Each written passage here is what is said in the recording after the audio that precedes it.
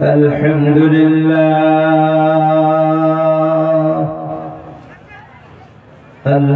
لله نحمده ونستعينه ونستغفره ونؤمن به ونتوكل عليه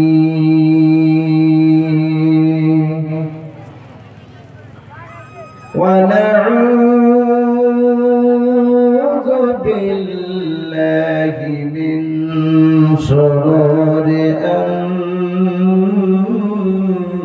أنفسنا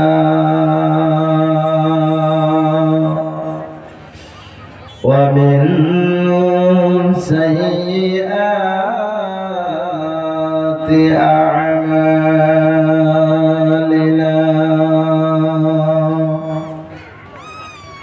من يهده الله فلا مضل له ومن يضلله فلا هادي له ونشهد أن سيدنا ونبينا وحبيبنا وسندنا ومولانا محمدا عبده ورسوله الذي أرسله بالحق بشيرا ونذيرا وداعيا إلى الله بإذنه وسراجا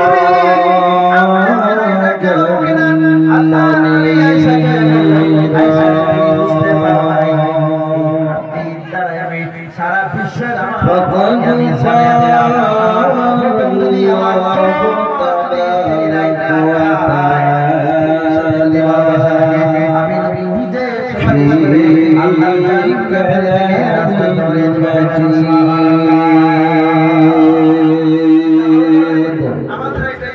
وفي فرقان الحميد أعوذ بالله من الشيطان الرجيم সবাই আমার সঙ্গে বলেন আউযু বিল্লাহি মিনাশ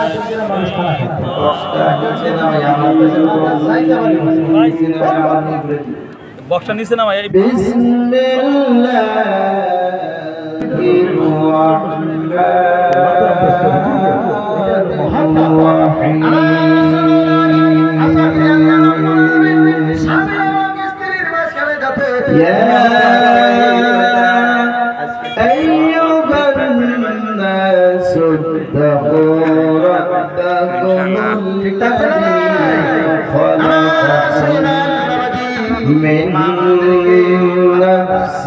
من نفس واحدة وخلق منها زوجها وبث منهما رجالا كثيرا ونساء واتقوا الله الذي تساءلون به والأرحام إن الله كان عليكم رقيبا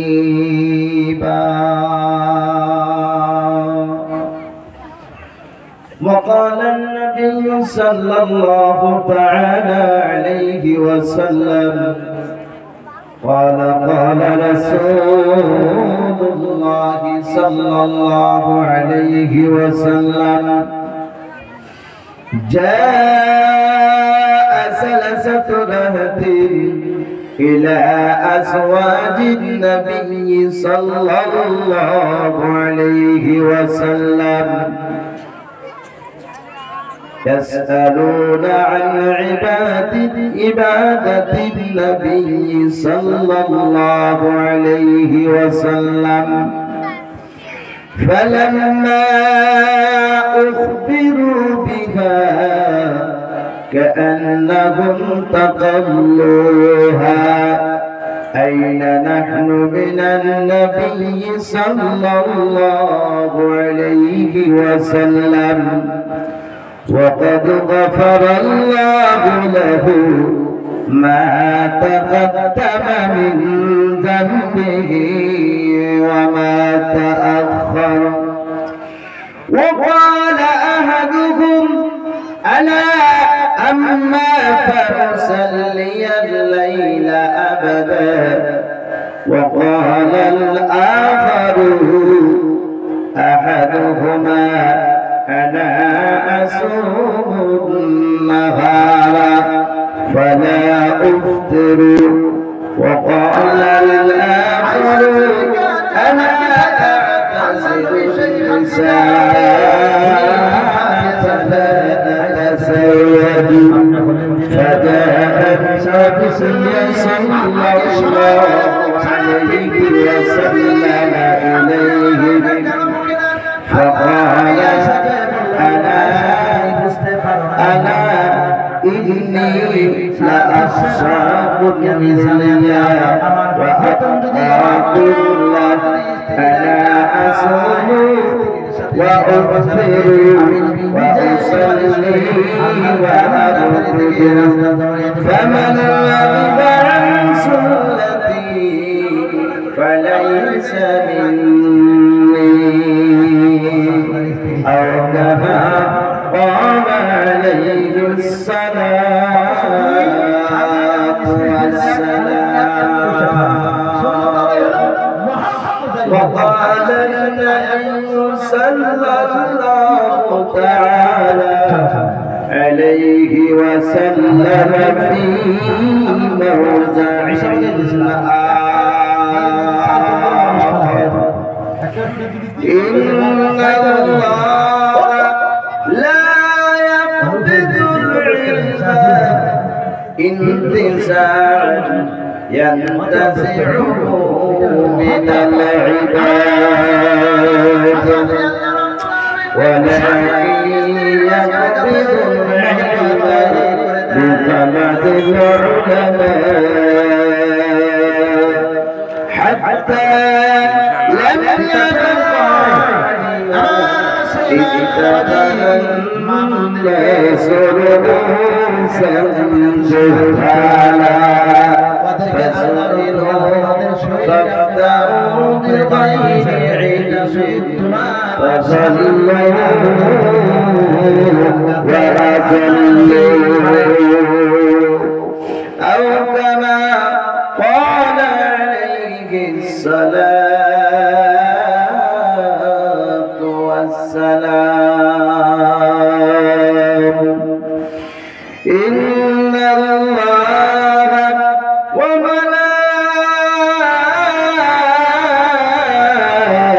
وملائكته يصلون على النبي يا أيها الذين آمنوا صلوا عليه وسلموا تسليما اللهم صل على سيدنا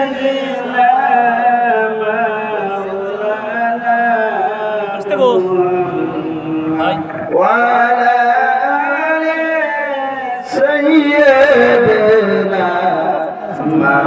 مولانا محمد কবে জানি ডাকাশিবে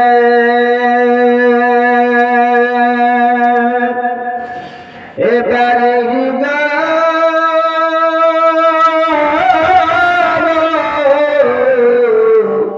সরিতে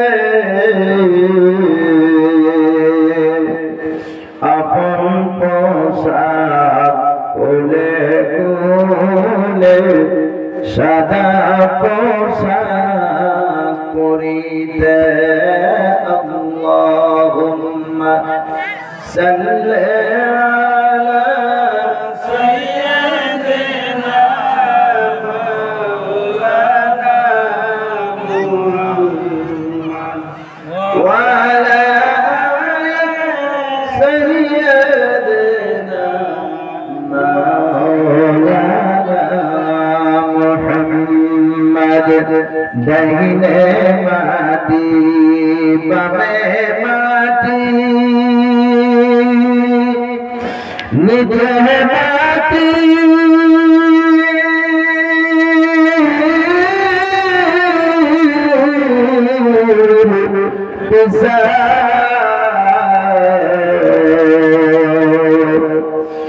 উপর দিকে ছায়া দেখো কালিবাসের সঙ্গারা আল্লাহুম্মা সাল্লি আলা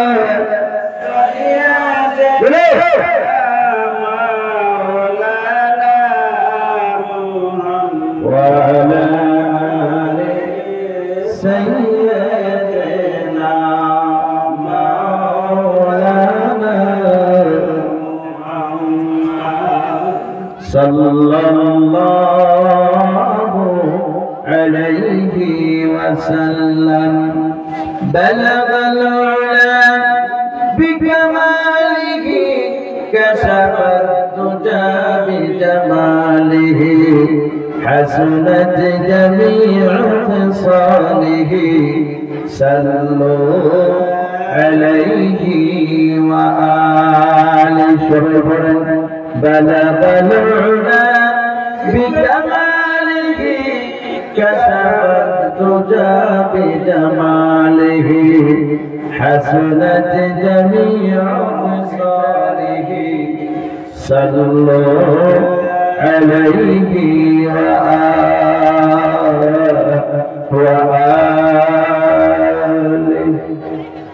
জয় হোক। বিশেষ করে আজকে এই আয়োজিত মাহফিলে নামাশস্য যুবকের উদ্যোগতে আয়োজিত মাহফিলের আমার সম্মানিত সভাপতি সাহেব, মঞ্চে উপবিষ্ট আকাশের তারকার সমতুল্য সরাই তাজ, আজকের এই মাহফিলের বিশিষ্ট অতিথি, আমন্ত্রিত অতিথি হযরত মাওলানা জাহানুদ্দিন সাহেব, মাওলানা কারি খলিলুর রহমান রাশিদি সাহেব, মঞ্চে উপবিষ্ট উলামায়ে কেরাম, হুফাজে কেরাম, সম্মুখে বসা সুশিক্ষিত ভদ্রমণ্ডলী, এই অঞ্চল থেকে বা গাঁও গ্রাম থেকে ইসলাম দরদি দিন দরদি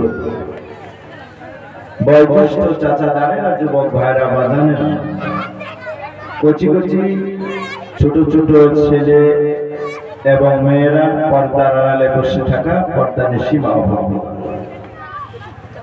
আল্লাহ পাকের লাখ শুকর যে আল্লাহ পাক আজকে আপনাদের এই জায়গা থেকে বিজ্ঞ ওলামা আপনাদের সামনে, আপনাদের এই জায়গার ছেলে কোরআন এবং হাদিসের আলোকিতে আপনাদেরকে সুশিক্ষিত জ্ঞানীমান কথা আপনাদেরকে শোনাইছেন। আমার মহব্বতের এই দুইজন বন্ধু, মাওলানা খলিলুর রহমান, মাওলানা জাহানুদ্দিন সাহেব, এদের জন্য খাস করে দোয়া করবেন। আমি প্রত্যেক প্রোগ্রামে আমি এদের জন্য দোয়া করি যে আল্লাহ পাক এদেরকে কোরআন এবং হাদিস থেকে মানুষকে আলোচনা করে যাতে বুঝাইতে পারে আল্লাহ পাক তৌফিক দান করুন। সকলে বলেন আল্লাহু আমিন। এর আগে একজন হুজুর উনি আলোচনা করেছেন, খুব ভালো লাগছে। তবে আজকে আমার মনের একটি আশা ছিল যে আপনাদেরকে প্রাণ ভরে সময় অনেক প্রাণ ভরে আপনাদেরকে ওয়াজ শুনিয়ে দেব। আজকে আপনাদের দোয়ায় আমার 35 নম্বর জলসা আজকে আপনাদের সামনে আমি বসছি। আশা করি আপনারা সবাই দোয়া রাখবেন। ভাই আপনারা দোয়া না করলে আমাদের কথা বলার কোনো শক্তি নেই। আপনারা দোয়া করলে আল্লাহ আমাদেরকে রহমত দিবে, সেই রহমতের বরকতে আমরা কথা বলতে পারবো। আজকে যে আমরা এখানে বসছি সবাই খুশি তো ইনশাআল্লাহ? নারাজ তো কেউ নাই? কারা কারা নারাজ আছে একটু হাত উঠাই। কই খালি ওয়াজ শুনি না, কই সাথে বাতে যাই থাক তাহলে ঠিক আছে। না বুঝে তুলছে। এখন যদি কওয়া হয় যেমন হোটেলে 1000 করে টাকা দিতেছে, বলই বলি হ্যাঁ রাস্তাও চেনা লাগবে না, যে কে ভুল হইছে আল্লাহ মাফ করুক, অথচ বুঝবার বলেছে নাকি? মাশাআল্লাহ, আল্লাহ কবুল করুক। সকলে বলেন আমিন। আল্লাহ তাবারক তাআলা ইচ্ছা যে আমাদের কাছে এখানে বসে আল্লাহ এবং আল্লাহ রাসূলের কথা শোনার জন্য সুযোগ সুবিধা আল্লাহ দান করেছেন। আমরা মহান আল্লাহর শুকরিয়া আদায় করি। সকলে বলে আলহামদুলিল্লাহ। একটু সরে সাফা দাঁড়িয়ে পড়া মাশাআল্লাহ। ঘুম ধরছে নাকি? ঘুম ধরে নাই? জনাবে করিম মুহাম্মদ মুস্তাফা সাল্লাল্লাহু আলাইহি ওয়াসাল্লাম যে নবীকে সৃষ্টি না করলে,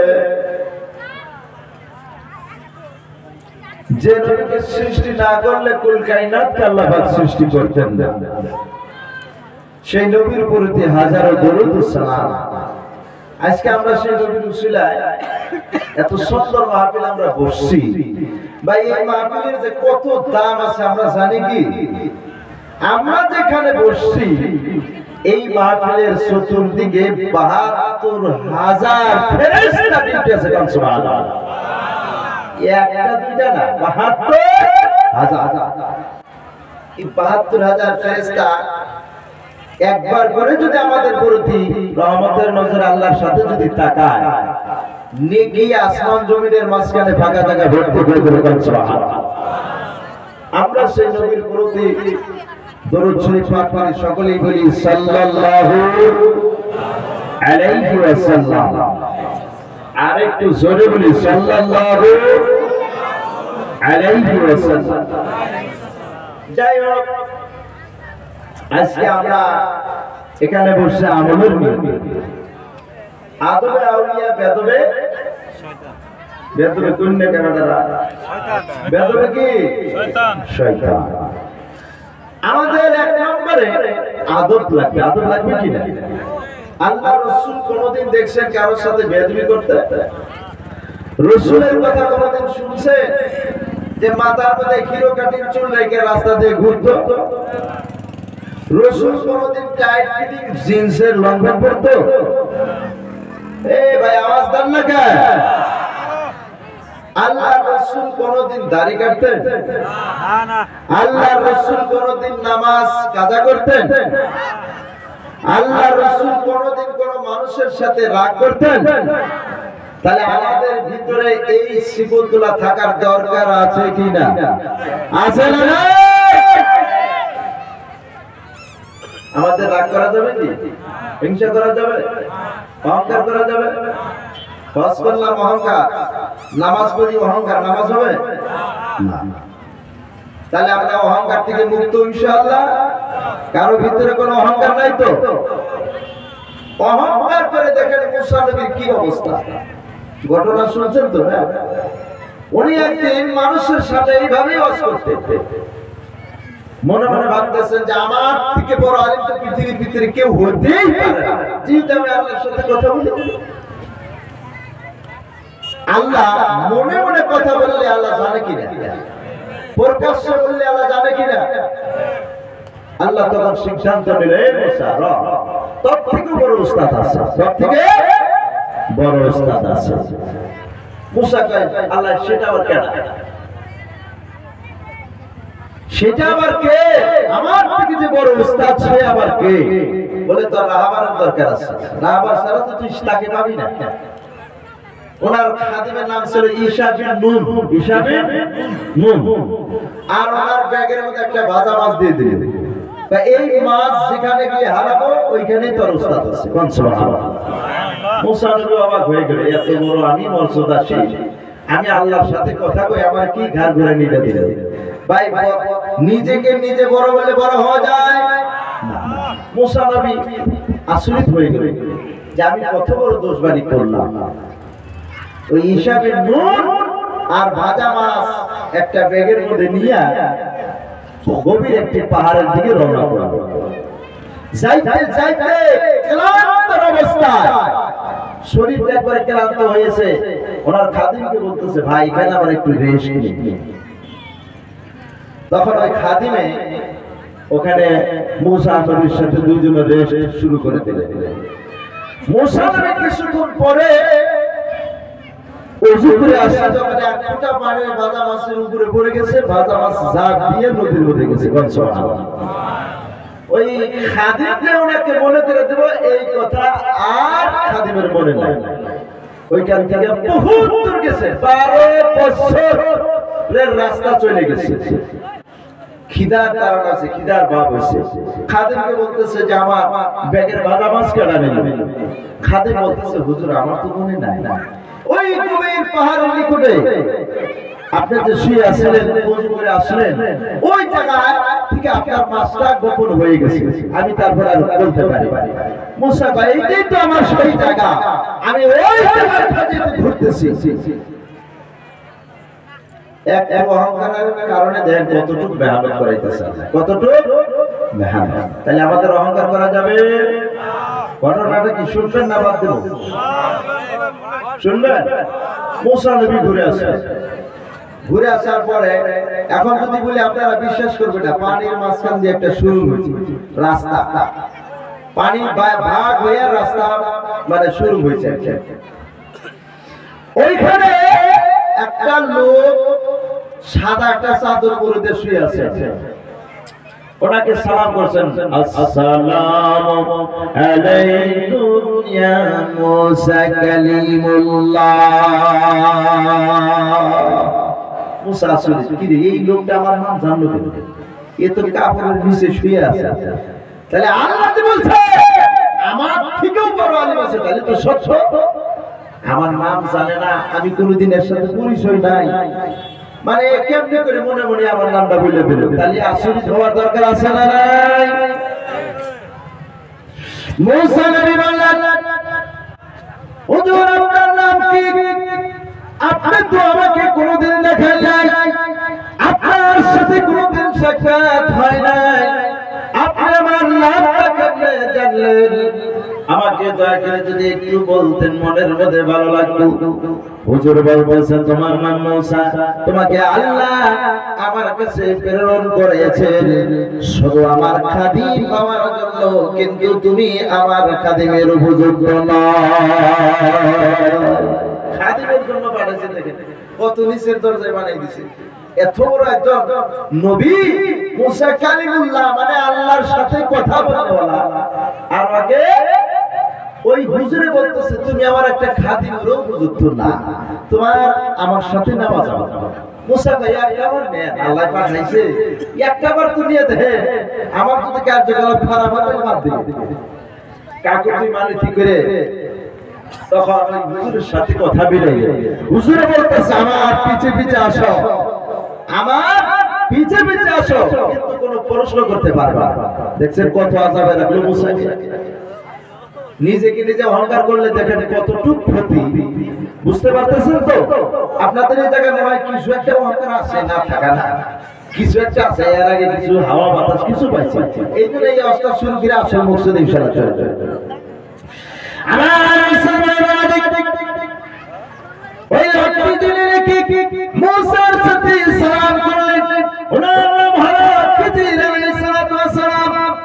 উনি মূসাকে বলল, মূসা তুমি আমার পিছনে পিছনে আসো, আমি আগে আগে যাই। একটু সময় যাইতে যাইতে যাইতে যাইতে বিশাল একটি জায়গা, ওই জায়গার মধ্যে দুইটি সন্তান খেলা করতেছে, কলির মতন ফুলের মতন চেহারা।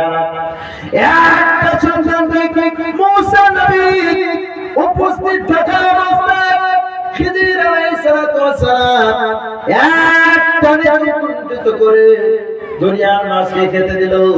মূসা বলতেছে এই কামটা তো মহৎ বড় হয়ে গেল, কারবা কোলের সন্তান দেখতে এমন সুন্দর চেহারা, হুজুর আপনি কেন একে টানতে ছেড়ে ফেললেন, এটা আপনার ভুল হয়েছে কিনা? খিজির আলাইহিস সালাতু ওয়াস সালাম বলতেছে তোমাকে বলছি না তুমি আমাকে প্রশ্ন করো না, তুমি আমার সাথে থাকার উপযুক্ত নাই, চলো আর তোমাকে নেওয়া হবে না, তুমি আমার এখান থেকে চলে যাও। তখন তুমি বলতেছে হুজুর যে কোনো কাজ একবার না তিনবার পারমিশন দেন না, তিনবার দেওয়ার পরে সে বোঝা যাবে যে আমি খারাপ না ভালো। তাই তাই আপনারা সিনেমায় একবার দেখছেন দুইবার দেওয়ার পারমিশন নিয়ে নেন, এইটা ওটা করে মিল নাই, মিল আছে কি? আমার মুসলমান খিজির আলাইহিস সালাতু ওয়াস সালাম আগে আগে যায়, মূসা পিছে পিছে যায়। বিশাল একটি দুনিয়া, এই দুনিয়া পার করার জন্য নৌকার প্রয়োজন। ওখানে একটা মাঝি ভাই আছে নৌকা নিয়ে, ওই মাঝি ভাইকে বলতেছে মাঝি ভাই নৌকাটা নিয়ে আসো, আমাকে রেখে একটু পার করে দাও। আমার মুসলমান মাঝি ভাই বুজুর্গ মানুষ দেখে দৌড়ে চলে আসছে। এইবার খিজির আলাইহিস সালাতু ওয়াস সালাম মূসা নবী দুইজনেই সেই নৌকার মধ্যে চড়লো। নৌকার মধ্যে ওঠার পরে নদীর মাঝখানে যখন গিয়েছে খিজির আলাইহিস সালাতু ওয়াস সালাম ওই নৌকার তলিটা লাঠি দিয়ে ভাঙিয়ে দিল। ওই নৌকা যখন ভেঙে দেয় মূসা নবী বলে এই লোকটি আমাদেরকে মেহনত করে পার করে দিতেছে, তার বিনিময়ে আপনি কি নৌকাটা ভেঙে দিলেন, এটা আপনি খারাপ করলেন, ভালো করেন না।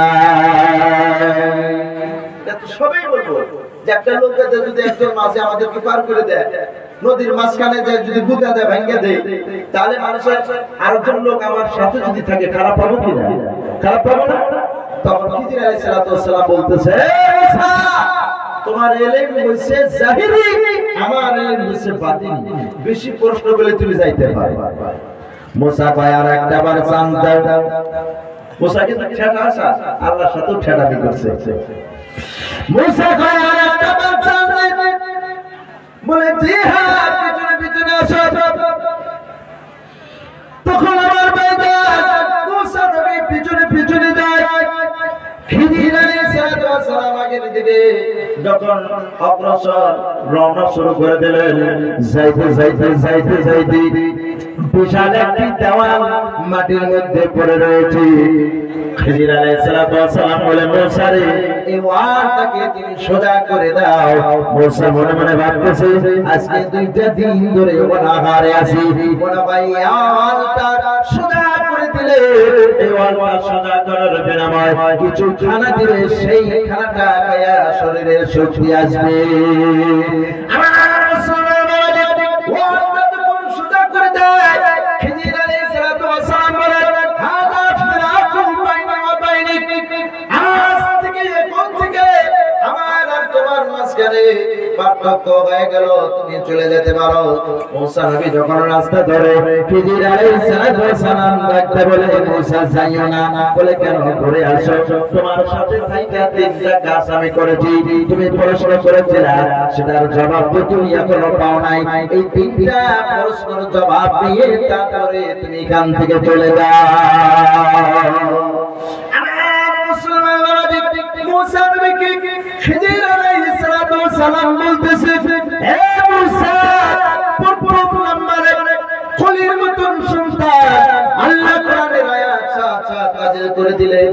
ওয়ালা কাতালতা নাফসান সাকিয়াতাম বিগাইরি নাফস, আল্লাহ রাব্বুল আলামিন তখন সাথ কোরআনের আয়াত নাযিল করে দিলেন আলা কাতালতা নাফসান বলে তুমি এই নফসটাকে এই শিশু বাচ্চা জানটাকে তুমি কতল করে ফেলাতে চাইলে নাফসিন যে নফসের কোনো গুনাহ নাই মাসুম বাচ্চার জানটা কেন আমি কতল করলাম এ মুসা এই যে মাসুম বাচ্চা দুইটি বাচ্চা খেলা করলো একটা বাচ্চাকে আমি মেরে ফেললাম আর একটাকে মারলাম না তার উদ্দেশ্য হলো মুসারে শোনা রাখো জেনে রাখো এই যে বাচ্চাটাকে আমি মেরে ফেললাম এই বাচ্চাটার মা বাবা হলো মুমিন এই বাচ্চাটা যখন দুনিয়ার ভিতরে বড় হবে মানুষ যখন হবে এই বাচ্চাটা ছেড়ে দেনে আড্ডা মারবে জুয়াতে আড্ডা মারবে মদ খাবে গাঁজা খাবে ভাঙ খাবে মুমিন মানুষের সন্তান যদি এরকম করে কঠিন কিয়ামতের ময়দানে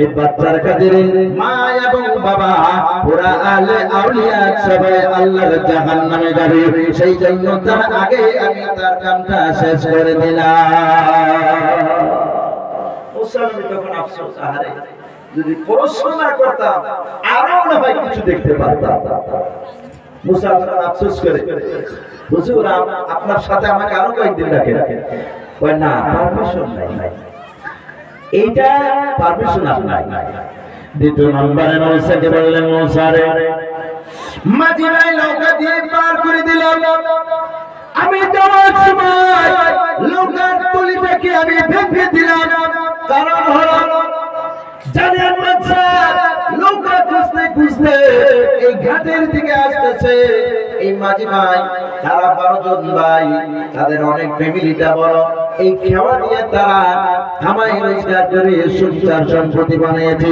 তাদের রুজি রোজগারের আর এর ব্যবস্থা আল্লাহ এই নৌকার দ্বারা করে দিতেছেন আর যদি নৌকাটা যদি ভালো থাকে ওই বাচ্চার সহ্য হবে না নৌকাটা নিয়ে যাবে সেই জন্য আমি খিদির লাঠি দিয়ে গুতা দিয়ে নৌকার তলিটাকে ভেঙে দিলাম আল্লাহ রাব্বুল আলামিন জান্নাতের ভিতর থেকে সীসার দ্বারায় ওই নৌকা চিত্রটাকে মানে সমান করে দিয়েছে বুকিং করে দিয়েছে নজর দিলে দেখা যাবে পানি কিন্তু নৌকার তলিটা জয়েন আছে বলেন সুবহানাল্লাহ মুসা নবীকে বলল খিদির আলাইহিস সালাম মুসা রে এটা আমি ভালো করলাম না খারাপ করলাম মুসা বললেন হুজুর আপনার যে ভিতরে এত বড় এলেন আমি তো জানি না এত সুন্দর কাজ আপনি করেছেন এটা আল্লাহ ওয়ালা কাজ জোরে বলেন সুবহানাল্লাহ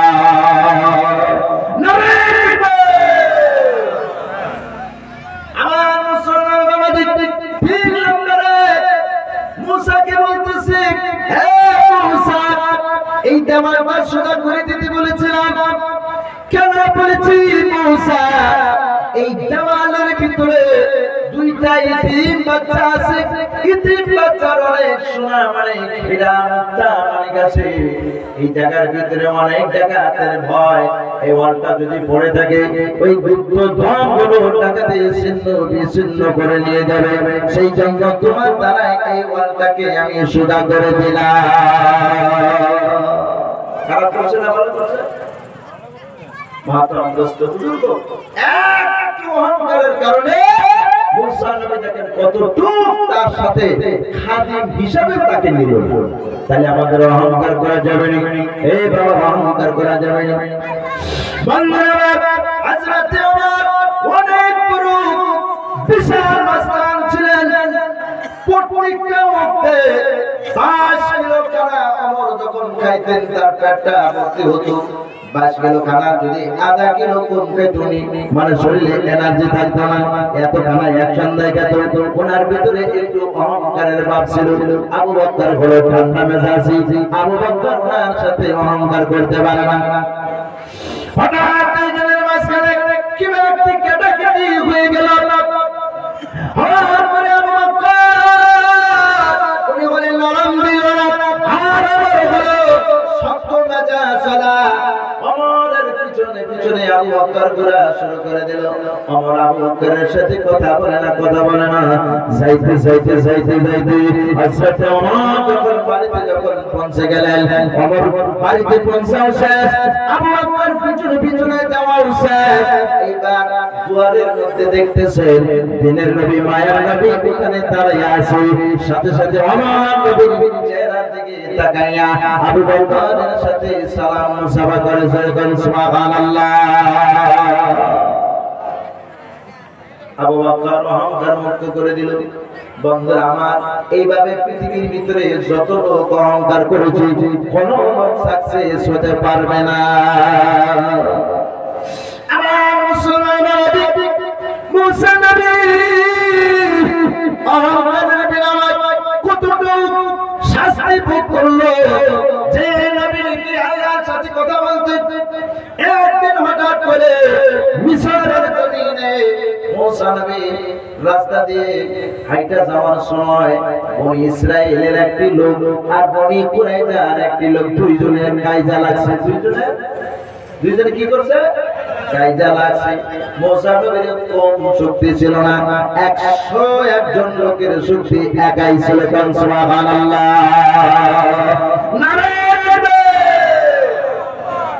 উনি যদি ঘুষি দিত মুসা নবী, মানুষ তোলার মতো 50 ফুট ফাঁকে যায় এই রকম অবস্থা ছিল। দুইটাই কায়দা করতেছে, উনি সারাই দাওয়াতে মারছে ঘুষি। ঘুষি খাই একবারই মেরে গেছে। এখন ওই জায়গার বাচ্চার সিদ্ধান্ত যে একে ঘুষিটা মারলো, তখন তো কতলের বিনিময়ে কতল হইতো। মানুষ যদি কেউ যদি কাউকে যদি থাপড় দিত, ওই থাপড়ের বিনিময়ে আরেকজনে ওই থাপড়টা দিয়ে শোধ দিত। এটা আসলে বিশ্বাস।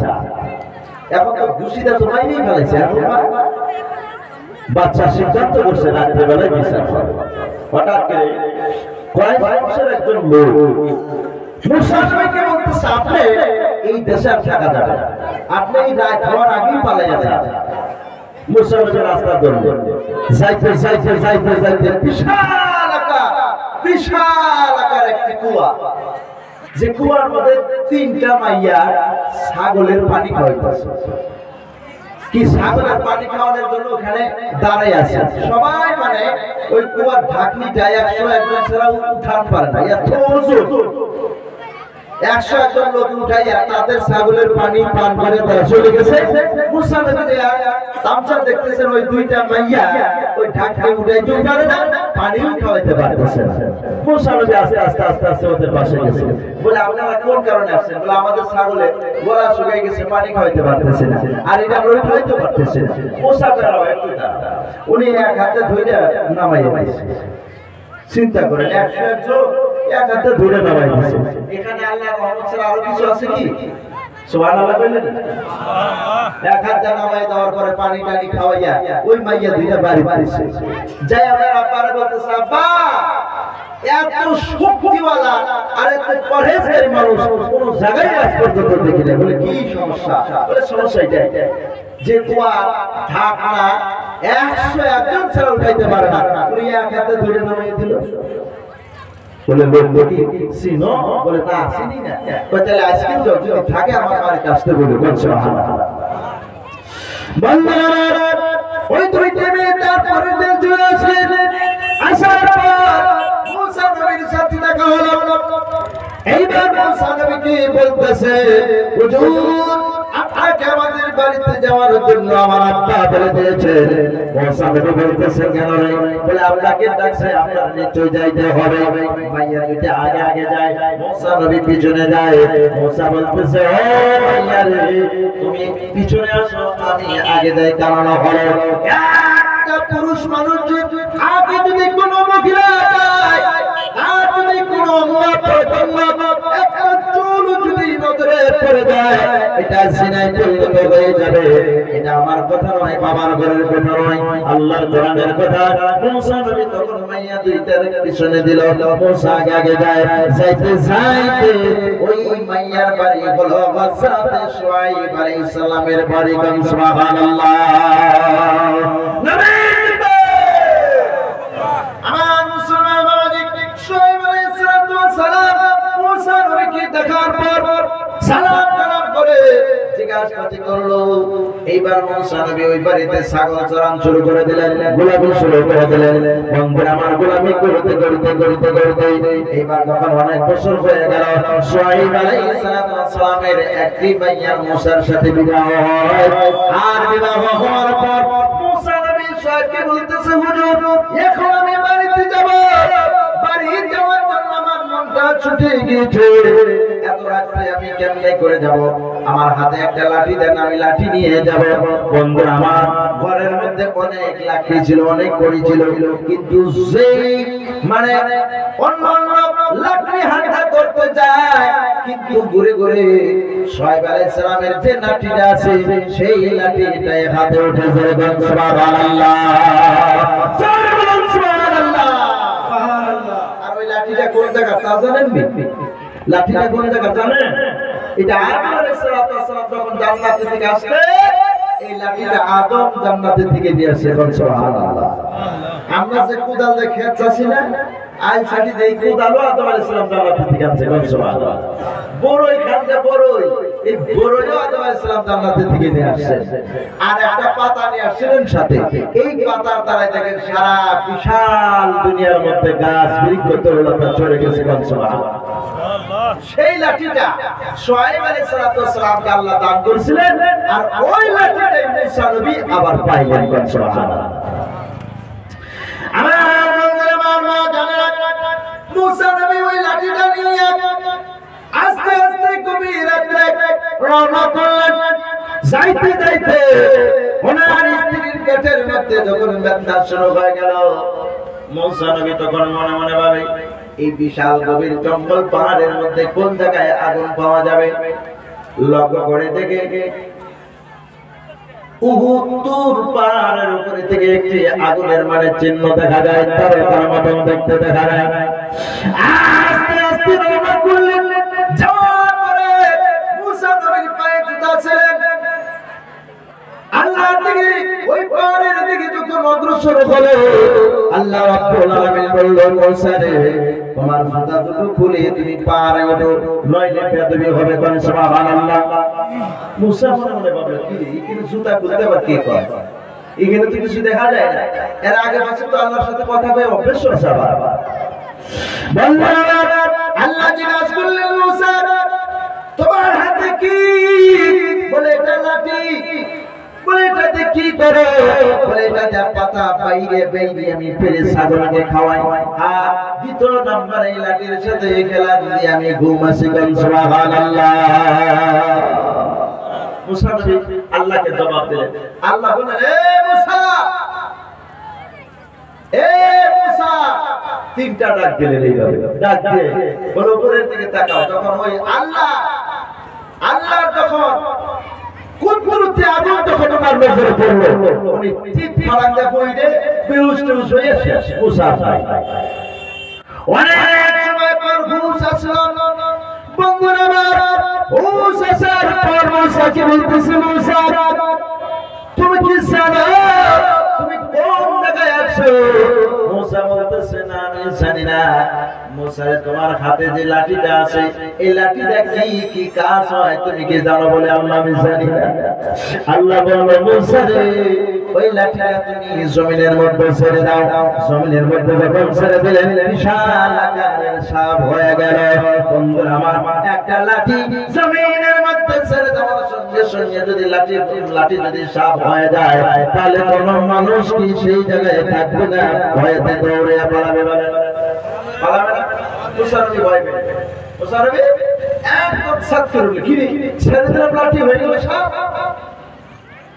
আল্লাহ কা মুসা ভয় পেল না। এই লাঠি হাতে ধরো, হাতে তুললে লাঠি হয়ে যাবে। আমার মুসা বিসমিল্লাহ কয়ে যখন লাঠিটা ওই সাপকে যখন আমাদের ধরে ধরে দেখে লাঠি হয়ে গেছে। সুবহানাল্লাহ। আল্লাহ রাব্বুল আলামিন মুসাকে বলতেছে, মুসা রে, পৃথিবীর ভিতরে যেই কোনো মানুষ ইলম শিখুক, কিছু কষ্ট ছাড়া কেউ ইলম শিখতে পারে না। এক কষ্ট দিয়ে মুসাকে একটা ইলম শিখাই দিল। আবার আল্লাহ মুসা রে, তোমার ডান হাত বাম হাতের নিচে সাইডে দাও। যখন ডান হাত বাম হাতের সাইডে এইভাবে রাখলেন, হাতটা সাদা হয়ে গেল।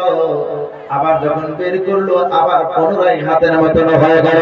আল্লাহ বলল, মুসা রে, এই দুইটা মর্যাদা তোমাকে আমি আল্লাহ দিয়ে দিলাম। বলেন সুবহানাল্লাহ। সুবহানাল্লাহ বললেন না? বন্ধুরা আমার, এই দুইটা মর্যাদা নিয়ে মুসা নবী যখন রওনা করলেন, ওনার দিন প্রচার যখন শুরু করলো, মুসা যখন ফেরাউনের দলকে যখন দিন প্রচার শুরু করে দিল, বন্ধুরা আমার ভাইজানেরা, তারা তো মুসা নবীর দিন মানে না, মুসা নবীর দিন মানে না, তারা তো মুসা নবীকে মারার জন্য অনেক প্রচেষ্টা করতেছে।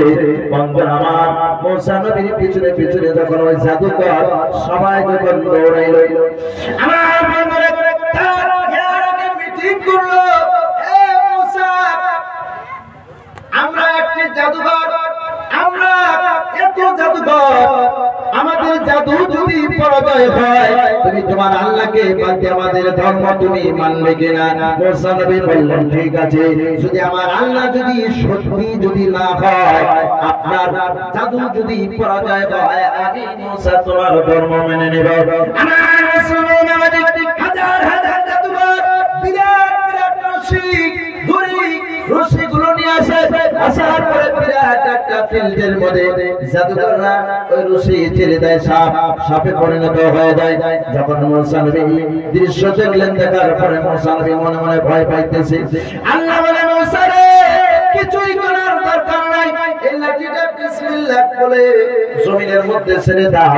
যখন মুসা নবী ছেড়ে দিলেন, সাথে সাথে শত জাদুকরের কোটি কোটি হাজার হাজার সাপ ছিল, মুসা নবীর লাঠি একবার রেখা মিলায় একবারে মুসা নবীর সাপের ভিতরে সমস্ত জাদুকরের সাপ ঢুকে পড়ল। এইভাবে যখন সাপা হয়ে গেল, এইবার মুসা নবীকে মারার জন্য তারা একটি প্ল্যান করে। মুসা নবী উনি ঘোড়ার পৃষ্ঠে উঠে তখন দৌড়ানো শুরু করলো। মুসা নবীর ঘোড়া ছিল মানে মাইগা ঘোড়া, আর ওই বদমাশদের ঘোড়া ছিল মর্দা ঘোড়া। মাইগা ঘোড়ার পিছনে পিছনে তো মর্দা ঘোড়া যায় না নাই। আমার মুসলমান বাবাজি দৌড়ে নিতে নিতে নীল দরিয়া, বিশাল দরিয়া, দরিয়ার পাশে যখন যায়, এদিকে তাকায় তাও জায়গা নাই, এই ডান দিকে তাকায় তাও জায়গা নাই, সামনে তাকায় বিশাল দরিয়া, কেমনে পার হবে? বন্ধুরা আমার, মুসা নবী আল্লাহর হুকুম মোতাবেক লাঠি দিয়ে যখন আঘাত করে, একটা রাস্তা নয়, 12টা রাস্তা যখন হয়ে গেল, মুসা নবী পার হয়ে গেল। আর ওদের সৈন্যপূর্ণ দলবল মুসা নবীর পিছনে পিছনে যখন নাকি যায়, আল্লাহ দুই সাইডে পানির ছিপা মাইরা সবগুলোকে পানির মধ্যে ডুবাইয়া দেয়। কোন সুবহানাল্লাহ, আল্লাহু আকবার। মুসলমান বাবাজি, এই ছিল মুসা নবীর। মুসা নবীর এত আল্লাহর সাথে গভীর মহব্বত, গভীর ভালোবাসা ছিল। বন্ধুরা আমার ভাইজানেরা, একদিন হঠাৎ করে মুসা নবী এইভাবে পরাজিত হয়ে গেলেন। পরাজিত হওয়ার পর মুসা নবী একটি গভীর পাহাড়ের নিকট দিয়ে রওনা করলেন। কিছু নতুন নতুন কথা আপনাদেরকে আজকে বলে দেব। বাগানের হরিণ, বাঘ, ভাল্লুক সব মুসা নবীর কাছে দৌড়ে আসছে। হুজুর, পাহাড়ের মধ্যে পানিতে ভর্তি হয়ে গেছে, চলাফেরা করা আমাদের জায়গা নাই, ঘাস খাওয়ার জায়গা নাই, আহার করার জায়গা নাই, দাঁড়ানোর মতো জায়গা নাই। আল্লাহর কাছে একটু সুপারিশ করে পানি শুকাইয়া দাও। আমার মুসা নবী দৌড়ে আল্লাহর কাছে গেলেন। হে আল্লাহ, আপনি এটা কি করলেন? পাহাড় পর্বত সমস্ত পানি দিয়ে ডুবে গেল, জানোয়ারগুলো হাবুডাবু করতেছে, ওদের থাকার কোনো জায়গা নাই, আহার খাওয়ার জায়গা নাই। এটা আপনি কি করলেন? ভুল করেছেন। এই ব্যাগের জিম্মাদার আমি মুসা, আমাকে দেন, আমি যে জায়গায় যতটুকু পানির দরকার আমি মুসা পৌঁছাইয়া দিব। মুসা নবী যে ব্যাগের ভার পানি দিছিল, কেউ শুনতেন না, জানেন না? আল্লাহ তখন বলল, হে মুসা, তুমি কি এই বারগুলো নিতে পারবা? বলে, হ্যাঁ জি পারবো। পারবো না কেন? তখন আল্লাহ পাক মুসাকে এই ব্যাগের বারগুলো দিলেন। সুবহানাল্লাহ, আর বলে সুবহানাল্লাহ। ব্যাগের বারগুলো দিলে যেখানে যতটুকু থাকে অতটুকুই দিছে। যেমন আপনাদের নামাজ শস্য জায়গা, এই জায়গায় আর ভাঙে না, এই সিস্টেম আর কি। যেখানে যতটুকু বৃষ্টি ওখানে অতটুকু দেয়। শস্যগুলো দানা এত বড় বড় হয়েছে, গমের দানা বহুত বড় বড়, লম্বা লম্বা, কিন্তু যেই ওই গমের আটার পিঠা খায় তারই মানে শের বাড়ি ধরে যায়, পাই ভাড়া এমন ধরা ধরে জায়গা মানে কুল পায় না। মুসা নবী আবার রাগ করে দিয়েছে, না আপনি তো কামটা খারাপ করেন নাই, তার মানে ব্যাগের ভার আমার কাছ থেকে নিয়ে যাবেন, এই জন্য আপনার এটা সজাগ নাকি বলেন আপনার ভারগুলো আমি ঘুরিয়ে দিই, আবার ঘুরিয়ে দিয়ে শেষ। আল্লাহ মুসাকে বলল, মুসা আমি আল্লাহ যতটুকু জানি তুমি জানো না।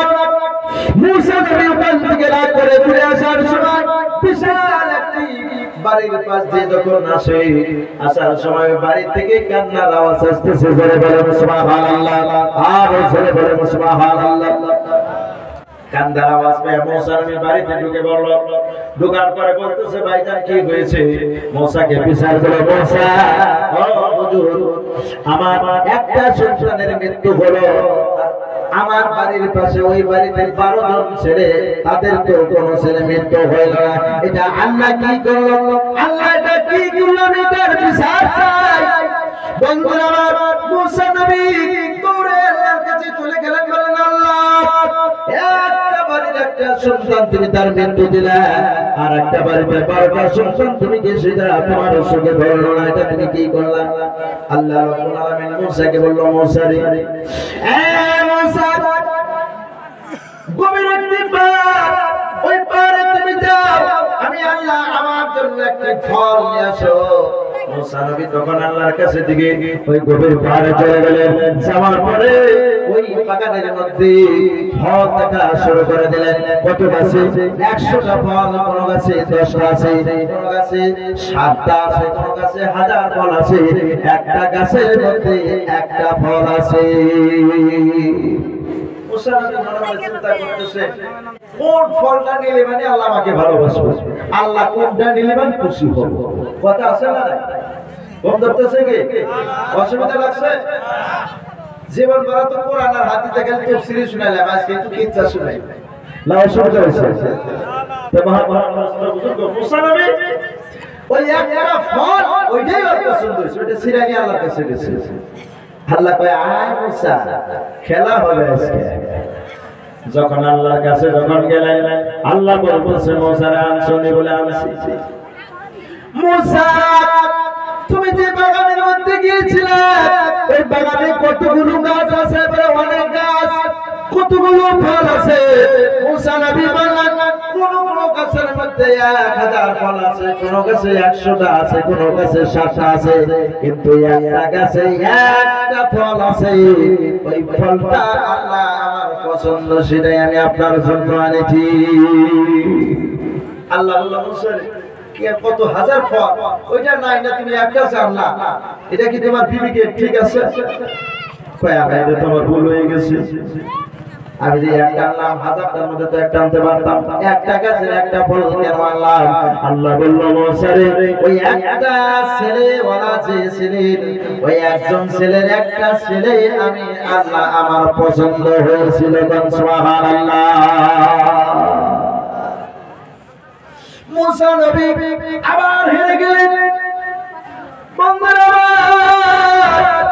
ওখান থেকে মুসা নবী আবার চলে আসলেন। এইভাবে দেখেন মুসা নবী আল্লাহ রাব্বুল আলামিনের সাথে কত কাটাকাটি করে মুসা নবী চলতেন, কথা বলতেন। হে মুসা নবীকে আল্লাহ রাব্বুল আলামিন একটু হিংসা করার বিনা ভয় আর একজন উস্তাদের গোলাম বানিয়ে দিয়েছে। আমার মুসলমান প্রথম নাম্বার আমি বলেছিলাম, হিংসা অহংকার করিও না। এই হিংসা অহংকার থেকে দেখেন কত পাপ, মানে কত শাস্তি ভোগ করতে হয়। আল্লাহর নবী রাসূল কারীম সাল্লাল্লাহু আলাইহি ওয়াসাল্লাম বলেছেন, আল মুসলিমুনা কারাজুলিন ওয়াহিদিন ইন ইশতাকা আইনুহু ওয়া ইশতাকা কুল্লুহু। জোরে বলেন আল্লাহু আকবার, আরো জোরে বলেন আল্লাহু আকবার। আল্লাহর নবী বললেন, এরে মুসলমান, আল্লাহ কোরআনুল কারীমের মধ্যে বলছেন, ইয়া আইয়ুহান নাস তাকু রাব্বাকুমুল্লাযী, হে বিশ্বের মানুষ, তোমরা একজন আরেকজনের সাথে হিংসা করিও না, অহংকার করিও না। আল্লাহ সারা বিশ্বের মানুষকে আল্লাহ ডাকতে বললেন, ইয়া আইয়ুহান নাস, হে বিশ্বের মানুষ, ইত্তাকু, তোমরা ভয় করো, রাব্বাকুমুল্লাযী, ওই রব্বুল আলামিনকে দেখে তোমরা ভয় করো। খালাকাকুম মিন নাফসিন ওয়াহিদা, যে আল্লাহ নাকি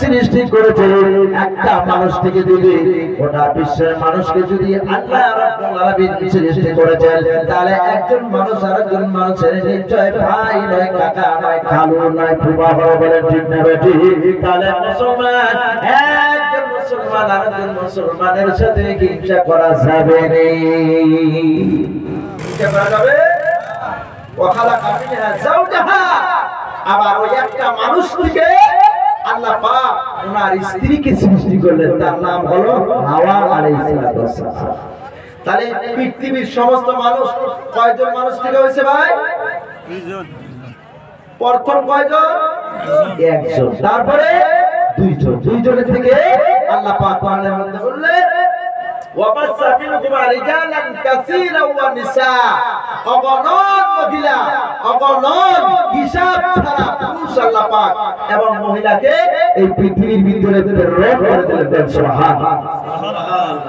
তাহলে কারোর সাথে কারো হিংসা করা অহংকার করা চলবে বাজার এ বাবা চলবে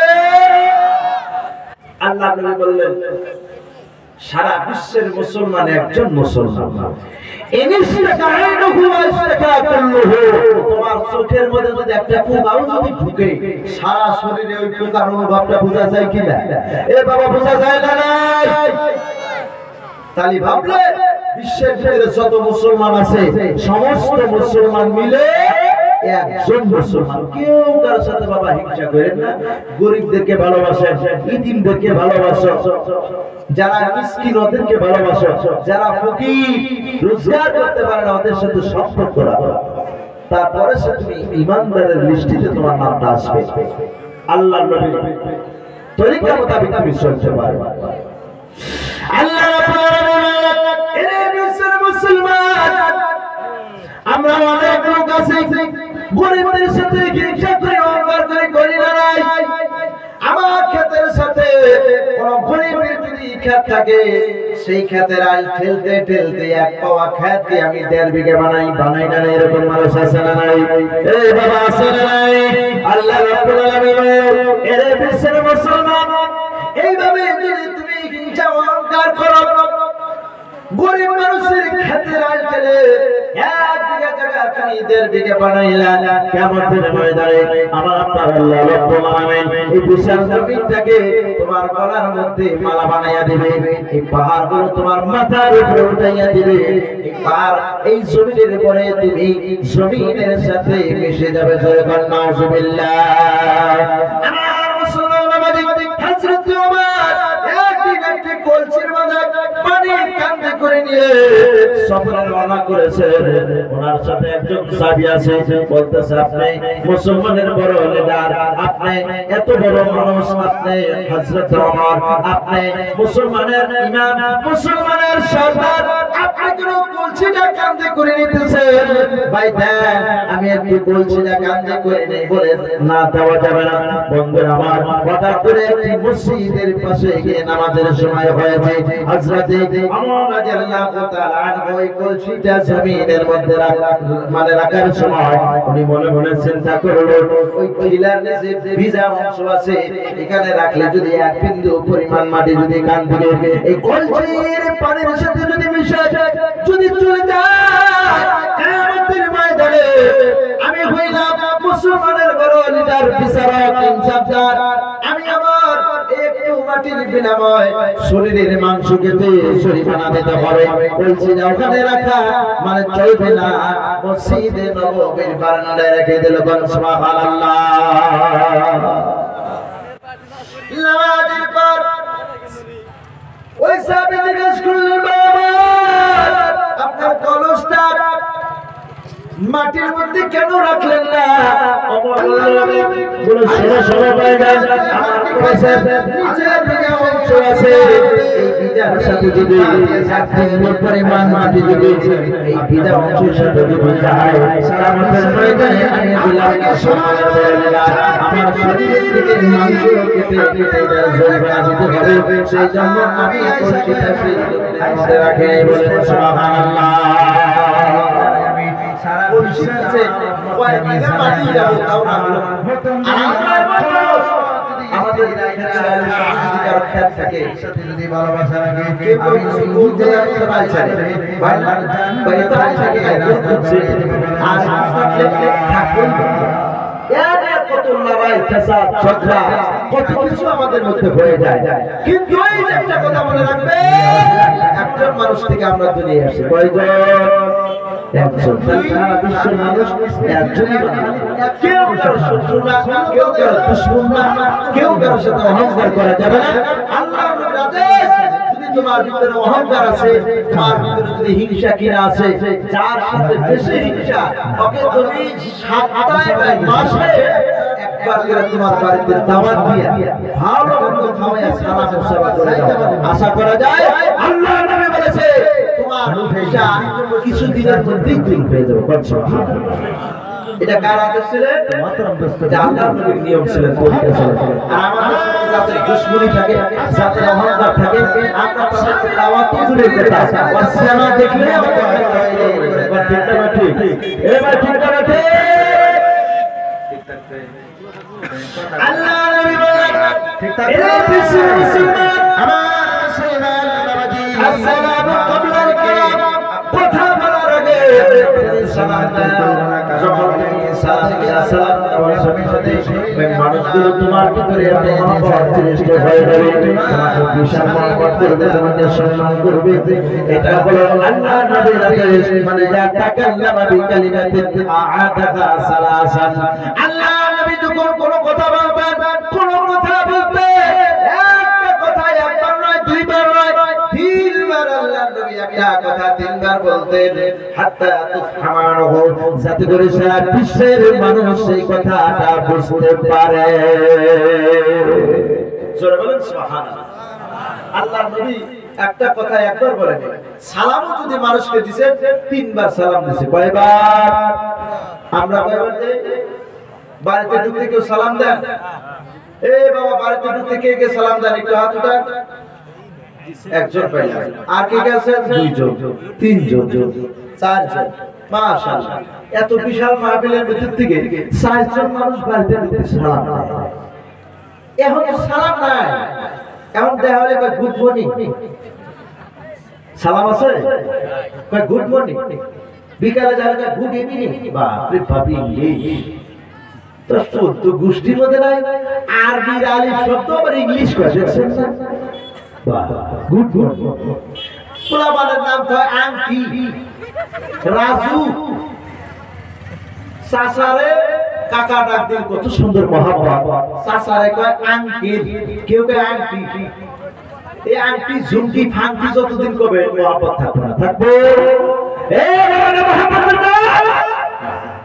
ছেলেদের নাম রাখো আমরা জানি না রাজু নাম তো মুসলমানের নাম মুসলমানের রাহুল রাজু রাজি রানা বাপ রে বাপ এই সমস্ত নাম রাবা কারকের নাম শুনছেন কি পাসু খুন্তা দাও এই হলো রাবা কারকের নাম এই হারাম দাদার আরো খারাপ আমাদের কিছুগুলা তো কিছু নামের ঘর্ষণ আছে এরা আরো খারাপ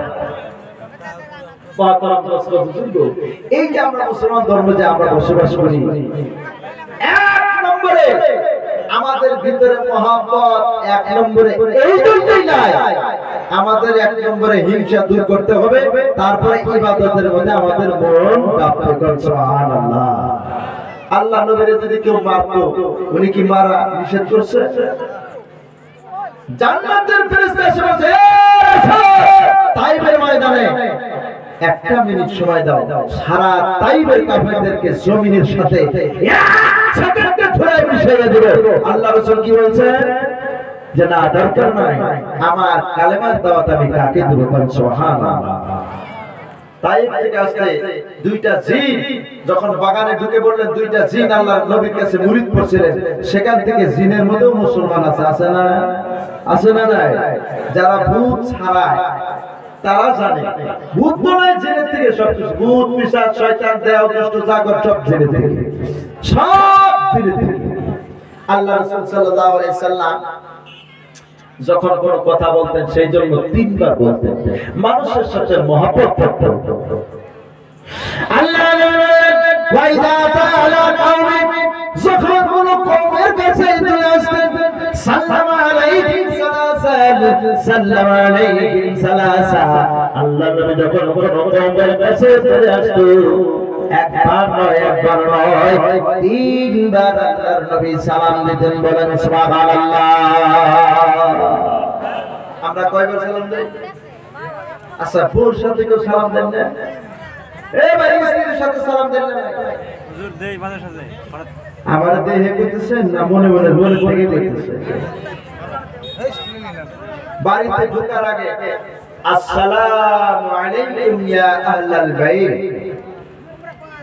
আমি হে আল্লাহ আমার বাড়িওয়ালা এবং আহলে আউলিয়া বংশ বুনিয়াদের প্রতি তুমি রহমত বর্ষিত করো সুবহানাল্লাহ প্রত্যেকটা বাড়ির গেটে দুইটা করে ফেরেশতা থেকে কয়টা দুইটা সালাম ফেরেশতায় সালামের জবাব দেয় কিন্তু আমাদের এই যে একটা খারাপ অভ্যাস আছে সালাম দিলে তো সুন্দর সুন্দর মাইয়া থাকলে তো তারা সেভ হইল তারা তো বাবু একজন মুমিন আছে তাহলে তো আপনার যেটা মনের যেটা মকসুদটা তাহলে পুরো পুরাই বলে এই তো সালামই দেই না ঠিক না ভাই এই ভাই খারাপ পাইতেছ এটাই তো মকসুদ যে বাড়িতে সুন্দর মাইয়া আছে সুন্দর বউ বিটি আছে দেখবেন ওই বাড়িতে ভিড় বেশি আড্ডা বেশি সালামের কোনো সিরিবিরি তো দূরের কথা সালাম দেই না চোরের মতো করে ঠিক না ভাই ঠিক আর আল্লাহ নবী কোন বাড়িতে ঢোকার আগে এক সালাম কয় সালাম ঢোকার পরে আরেক সালাম বাইর হইতে আরেক সালাম সুবহানাল্লাহ এই তরিকা আজকে থেকে আমরা মানব তো ইনশাআল্লাহ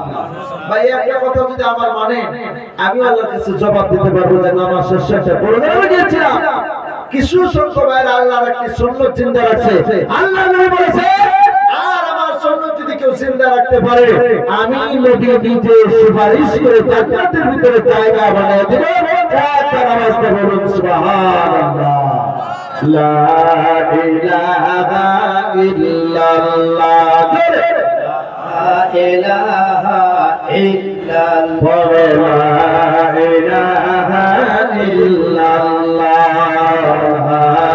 ইলাহা ইল্লাল্লাহ লা ইলাহা ইল্লাল্লাহ লা ইলাহা ইল্লাল্লাহ লা ইলাহা ইল্লাল্লাহ আসমানের মালিক সেই আল্লাহ এই জমিনের মালিক সেই আল্লাহ লা ইলাহা ইল্লাল্লাহ লা ইলাহা ইল্লাল্লাহ লা ইলাহা ইল্লাল্লাহ মুহাম্মাদুর রাসূলুল্লাহ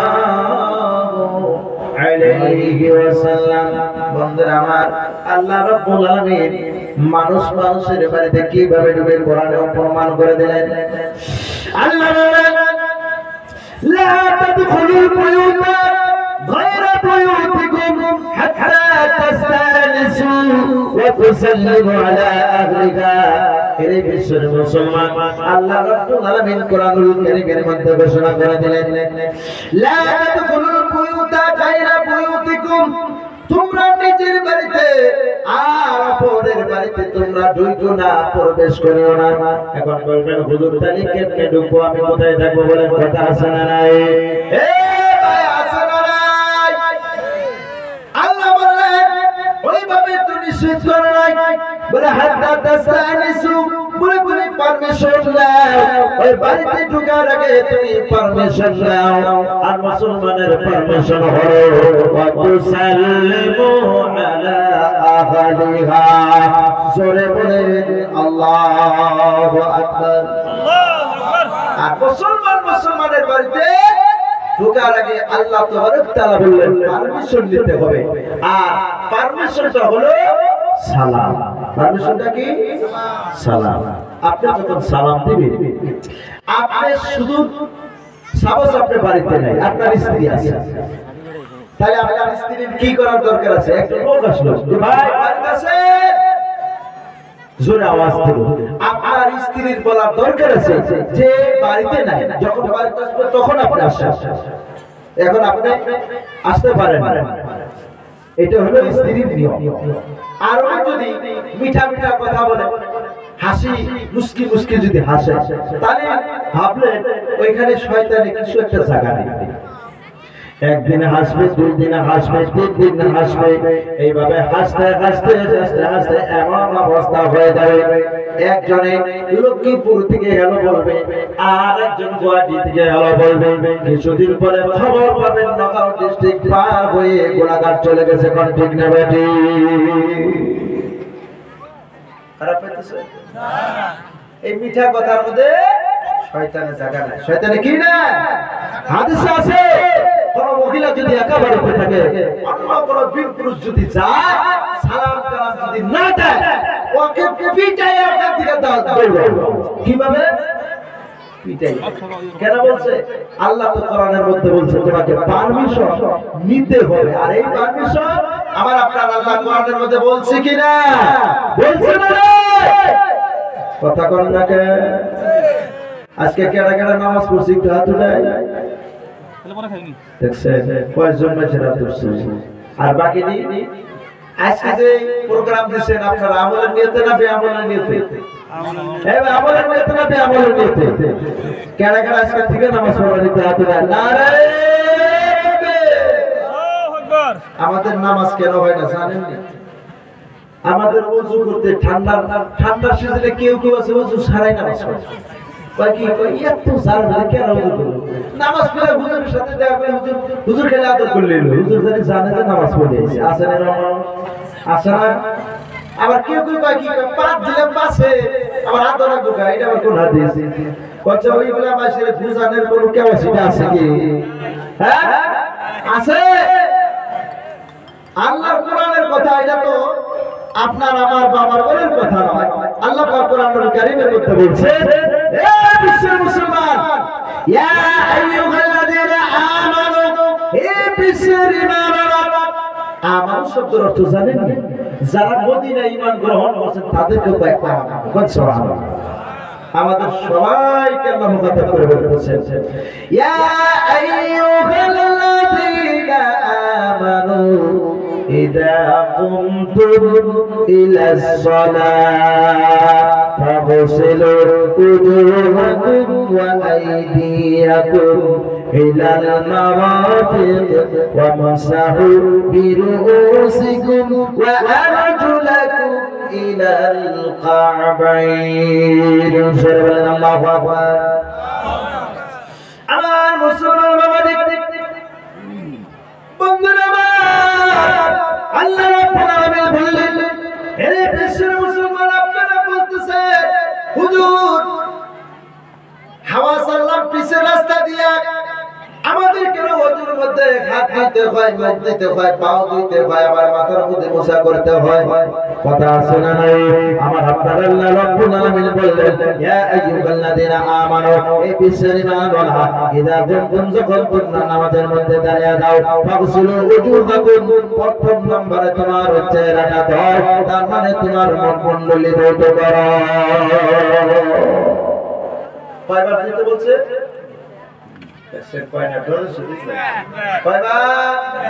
একবার দেখতে আসছে হুজুর ফরজ কয়টা? কয় 9.5। মানুষ আছে কি 9.5 হুজুর ফরজ থাকে? বুনের জামাই কয় যে বহুদিন ধরে রিসার্চ করে না তো, এইজন্য জানে না হুজুর ফরজ না 19.5টা। মানে ও আরো বেশি কইলো, যাতে আরো মাসে আরো ভালো কইব, বেশি বেশি। বা যদি 1 কিলো চলে লাগে 1.5 কিলো খেলে কি 8 কিলো বেড়ে? এবার আপনি ওযুর ফরজ 4টা, 10টা বিলে মানবো কেউ? মানবো? মুসলমান ওযুর ফরজ জানে না। আল্লাহ পাক বলছেন, হে মুসলমান, প্রথম নম্বরে তোমার দুই হাত দেওয়ার পরে মুখ মন্দির রেখে তুমি ধোও, মুখটাকে 3 বার ধৌত করো। ফাগসিলু ওযুহাকুম ওয়া আইদিয়াকুম ইলাল মারাফিক, দুইটা হাত কইনা পর্যন্ত তুমি ধৌত করো। বরঞ্চ কোইনের যে একটি হাড্ডি আছে, এই হাড্ডির কমপক্ষে 1 ইঞ্চি উপর পর্যন্ত তুমি ধৌত করো। ওয়ামসাহু বিরুসিকুম মাথার চারপাশের এক ভাগ মোছা করো ওয়া আরজুলাকুম ইলাল কাবাইন দুই পায়ের টাকনু পর্যন্ত তুমি দৌত করো। এটা কে বললেন? আল্লাহ। জোরে কোন কে? আল্লাহ। আমার মুসলমান বন্ধুরা আজকালকার এই যুগের কিছু যোগ্য মুসলমান ছেলেরা আছে যারা ওয়াজের ফরজ জানে না, যারা গোসলের ফরজ জানে না, তাদের স্ত্রীর গর্ভে থেকে খালি হিরো কাটে না ঘোড়া কাটেন জন্ম হয়। ঠিক না ঠিক? ওযু জানে না, গোসল জানে না, তাহলে কি হইব? বাসকান্দির হুজুর হবো কি? হ্যাঁ, বাসকান্দির হুজুর কি অত সহজ যে আমার ঘরে আসবো? আমার তো নিত্য নিয়ম, আমার কার্য কারখানাটা তো ঠিক থাকা লাগবে, তারপরে হে আমার ঘরে বাসকান্দির হুজুর আসবো না কি না? বন্ধুরা আমার, আল্লাহ রাব্বুল আলামিন কোরআনের মধ্যে এমন কোন জিনিস নাই বলে নাই হে মানুষ তোমাদের সুবিধা আমার সুবিধা সব বিষয় নিয়ে আল্লাহ কোরআনুল কারীমের মধ্যে স্পষ্টভাবে বলে দিলেন। বন্ধুরা আমার, এই বিশ্বের মুসলমানেরা মানুষে আবার কয় আল্লাহ রাব্বুল আলামিন কোরআনের মধ্যে বলছে লা তাকরাবুস সালাত, নামাজ পড়বি তুতুরের কথা, নামাজের বগলে জীবনও যাস আসলে কথা কথা আছে নামাজ পড়বো তো দূরের কথা, আল্লাহ কোরআনে বলেছে লা তাকরাবুস সালাত, আর 14 গোষ্ঠী মিলে একটা তরজমা বের করেছে লা তাকরাবুস সালাত, নামাজের ধারে কাছে যাবে না। আগে আর পরে কি কইছে এটা জানা লাগবে না?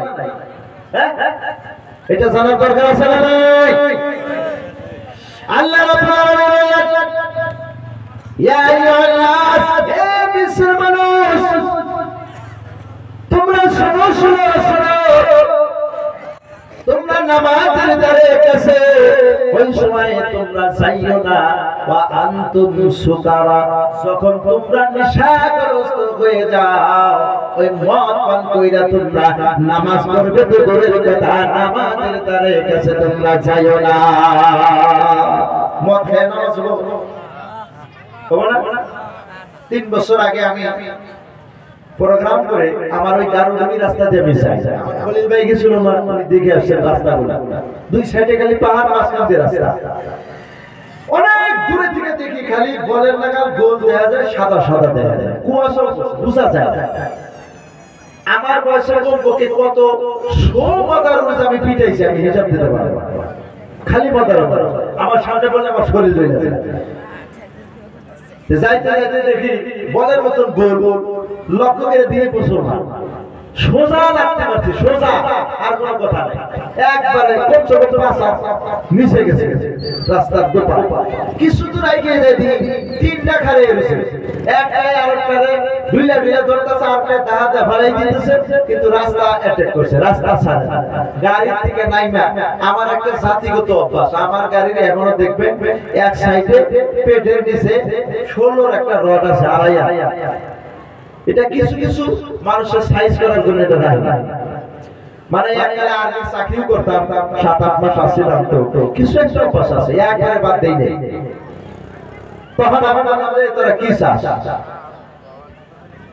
অগর তো ভাষা জানেনি, সোজা পথটাই না বেড়া করে পাহাড় দিয়ে পানি বানায়, পরে ওইটা কিছু আল্লাহ দিলে হইল।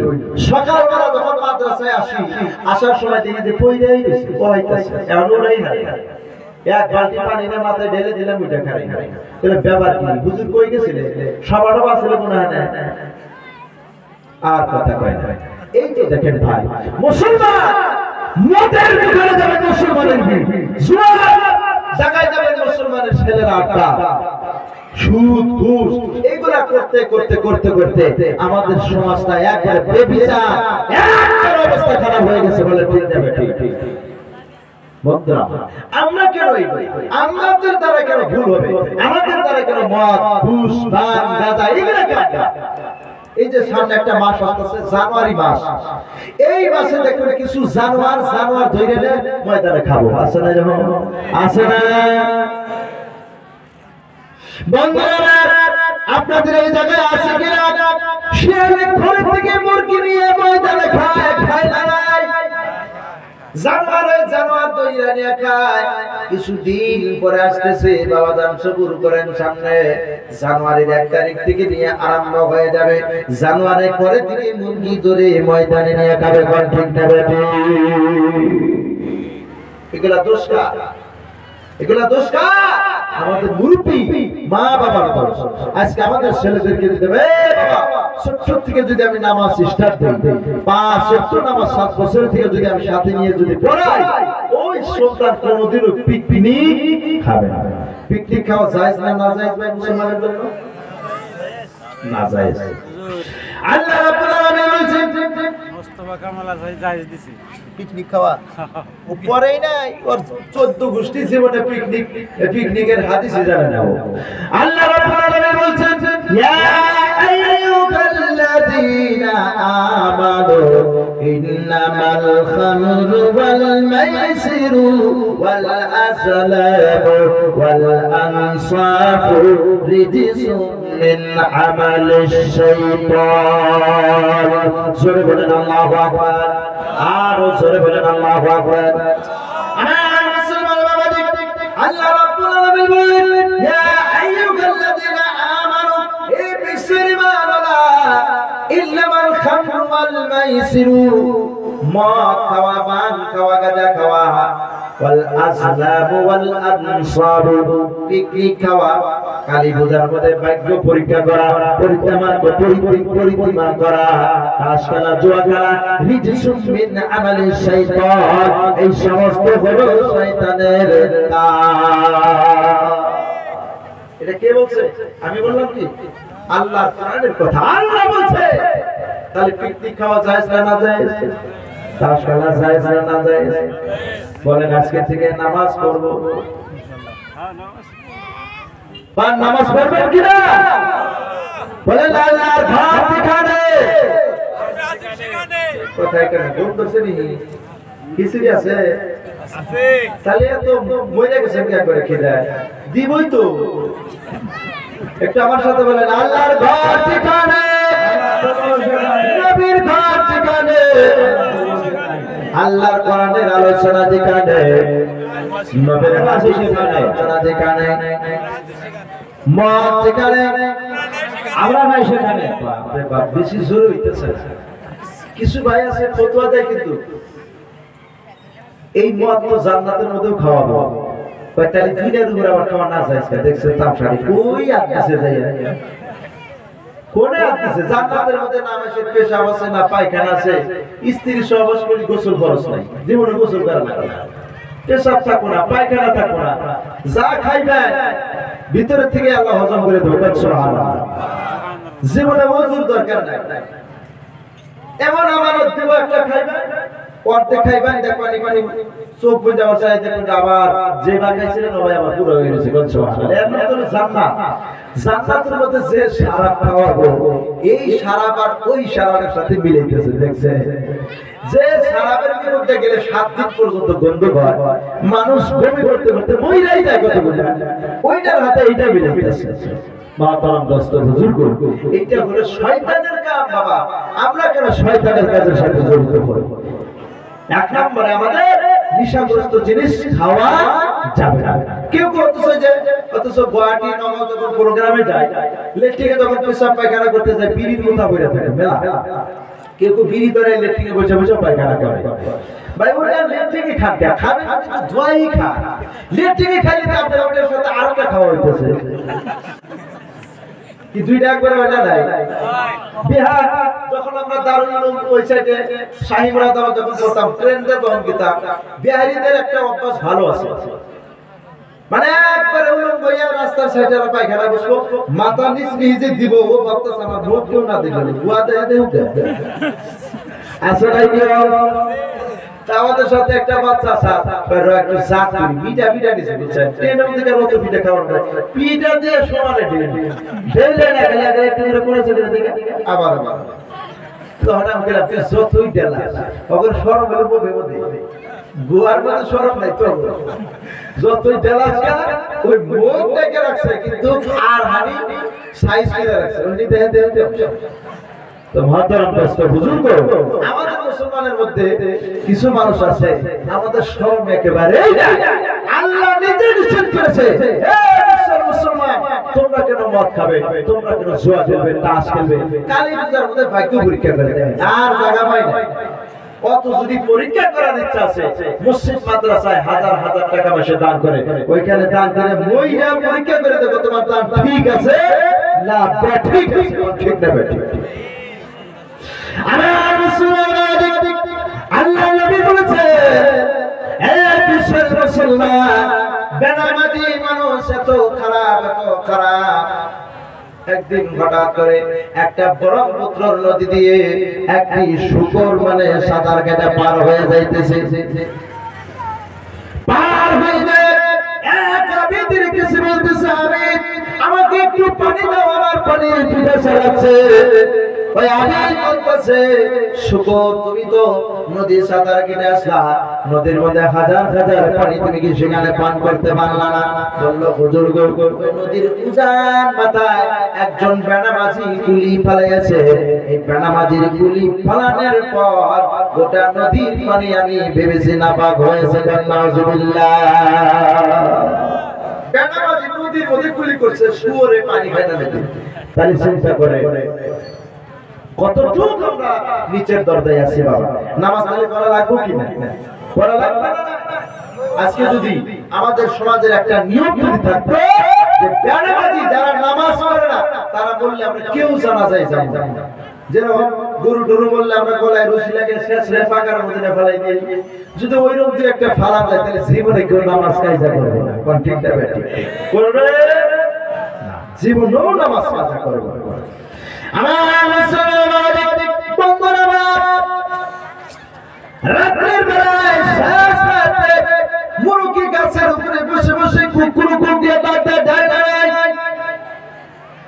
মুরগির একটা অভ্যাস আমরা বলি মুরগির খাওয়া বলো মানে না জানি চিল্লাইতেছে না, ওরা আল্লাহকে স্মরণ করে শেষ রাতে আমার আপনার আল্লাহ রাব্বুল আলামিন গোটা বিশ্বের জমিনের মধ্যে রহমত বর্মণ করে। আল্লাহ বলেছেন যে বাড়ির ভিতরে তাহাজ্জুদ পড়নেওয়ালা পাওয়া যায়, যে বাড়ির ভিতরে কোরআন তেলাওয়াতকারী পাওয়া যায়, আমি আল্লাহ রাব্বুল আলামিন সহ্য করতে পারি না, ওই বাড়ির ভিতরে আমার রহমতগুলো আমি ঢেলে দিয়েছি। সুবহানাল্লাহ।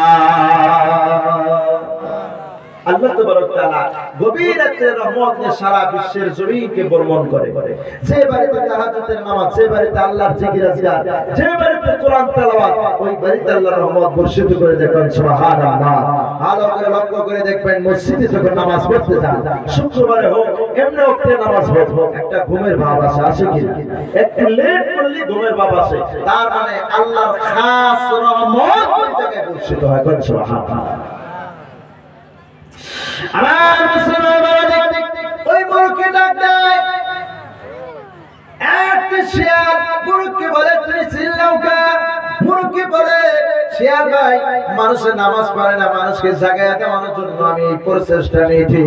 শিয়াল মুরগি কয় তুমি কি নামাজ পড়বে না? বলে পড়বো। কয় তাহলে নিচে আসো দুইজনে একসাথে বইরা নেই।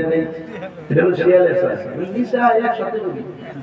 মুরগি সারা কোন না, কয় দুইজনে জামাত হবে না, ইমাম সাহেব লাগবে।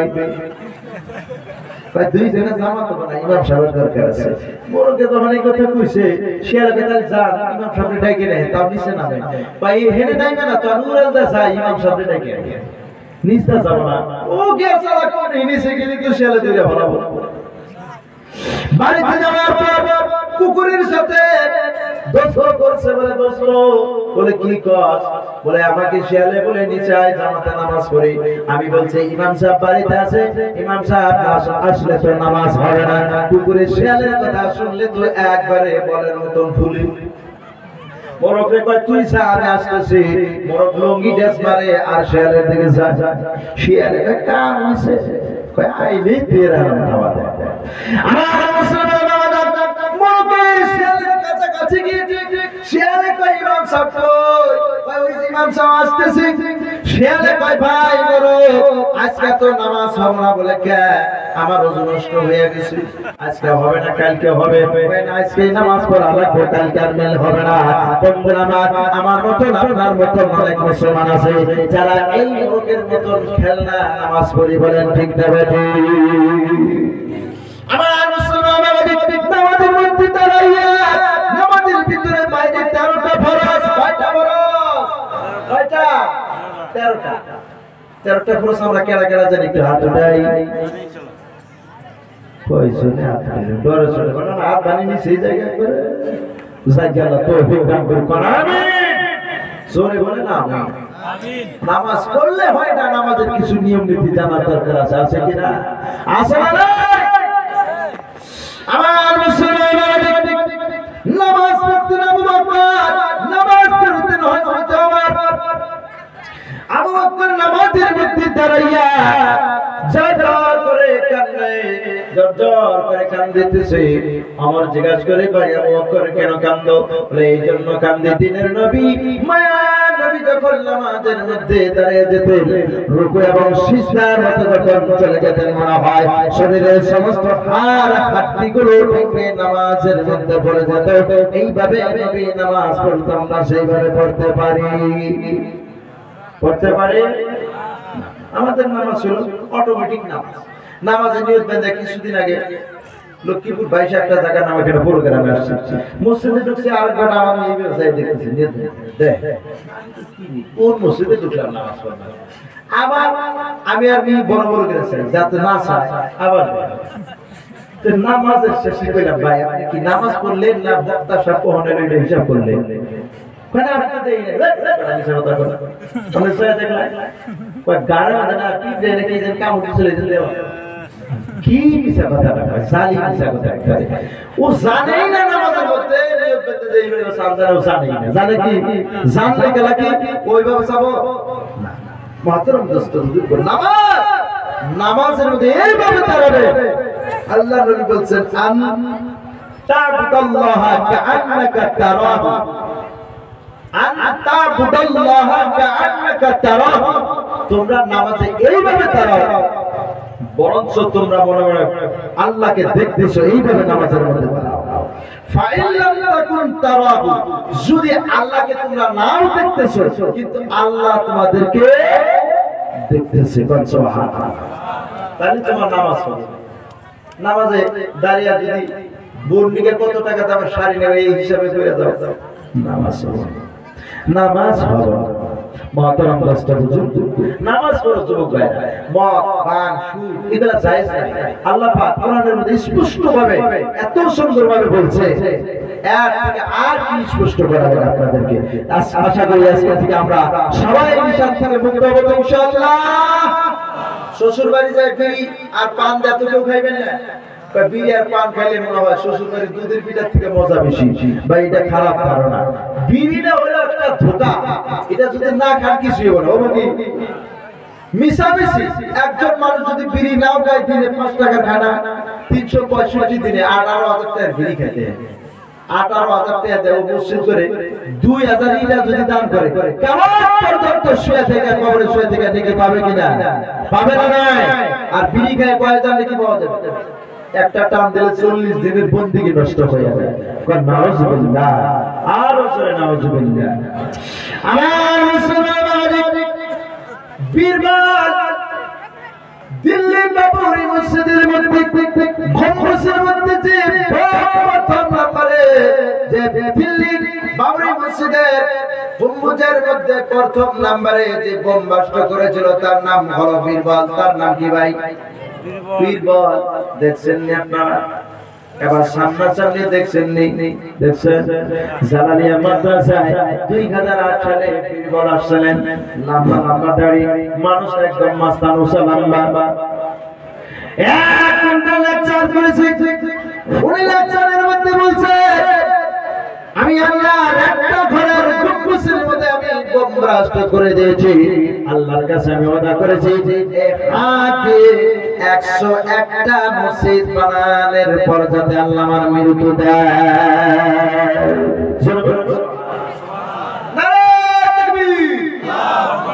বীরবল ওয়াদা করে গেছে আর জালালিয়া মাদ্রাসায় মসজিদ বানানোর জন্য 5 লক্ষ টাকা দিয়েছে সুবহানাল্লাহ 5 লক্ষ টাকা তারা বেদে দেখেন তারা এমন মস্তান একটা জওয়ান ছিলেন শরীরের রক্তর গরমে আল্লাহর ঘরকে তারা তসতস করে আবার বুঝতে পেরে দেখেন আলিম সাইদা আবার দেখেন মসজিদ বানানো শুরু করেছে আমরা তো মুসলমানের সন্তান বাবা আমাদের চুল কেন লম্বা থাকবে আমাদের কাপড় কেন জিন্সের টাইট ফিটিং লম্বা থাকবে যেটা পিনতে না বসা যায় না উঠা যায় না শোয়া যায় না খাওয়া যায় কোনো কিছুই করা যায় না ঠিক না মাহতারাম দোস্ত হুজুর চুল 3 তরিকার এক তরিকায় রাখেন একটা হলো ছোট ছোট আরেকটা হলো কানের লতি পর্যন্ত আরেকটা হলো গাড় পর্যন্ত কিন্তু সামনে লম্বা রাখবেন পাশে নাই এই তরিকা জায়েজ নাই 3 তরিকার এক তরিকায় চুল রাখেন জায়েজ আছে কিন্তু ভাই আমরা যেমন তরিকার চুল রাখি 3 তরিকার একটা তরিকার মধ্যেও আমাদের চুলের চুলগুলো পড়ে না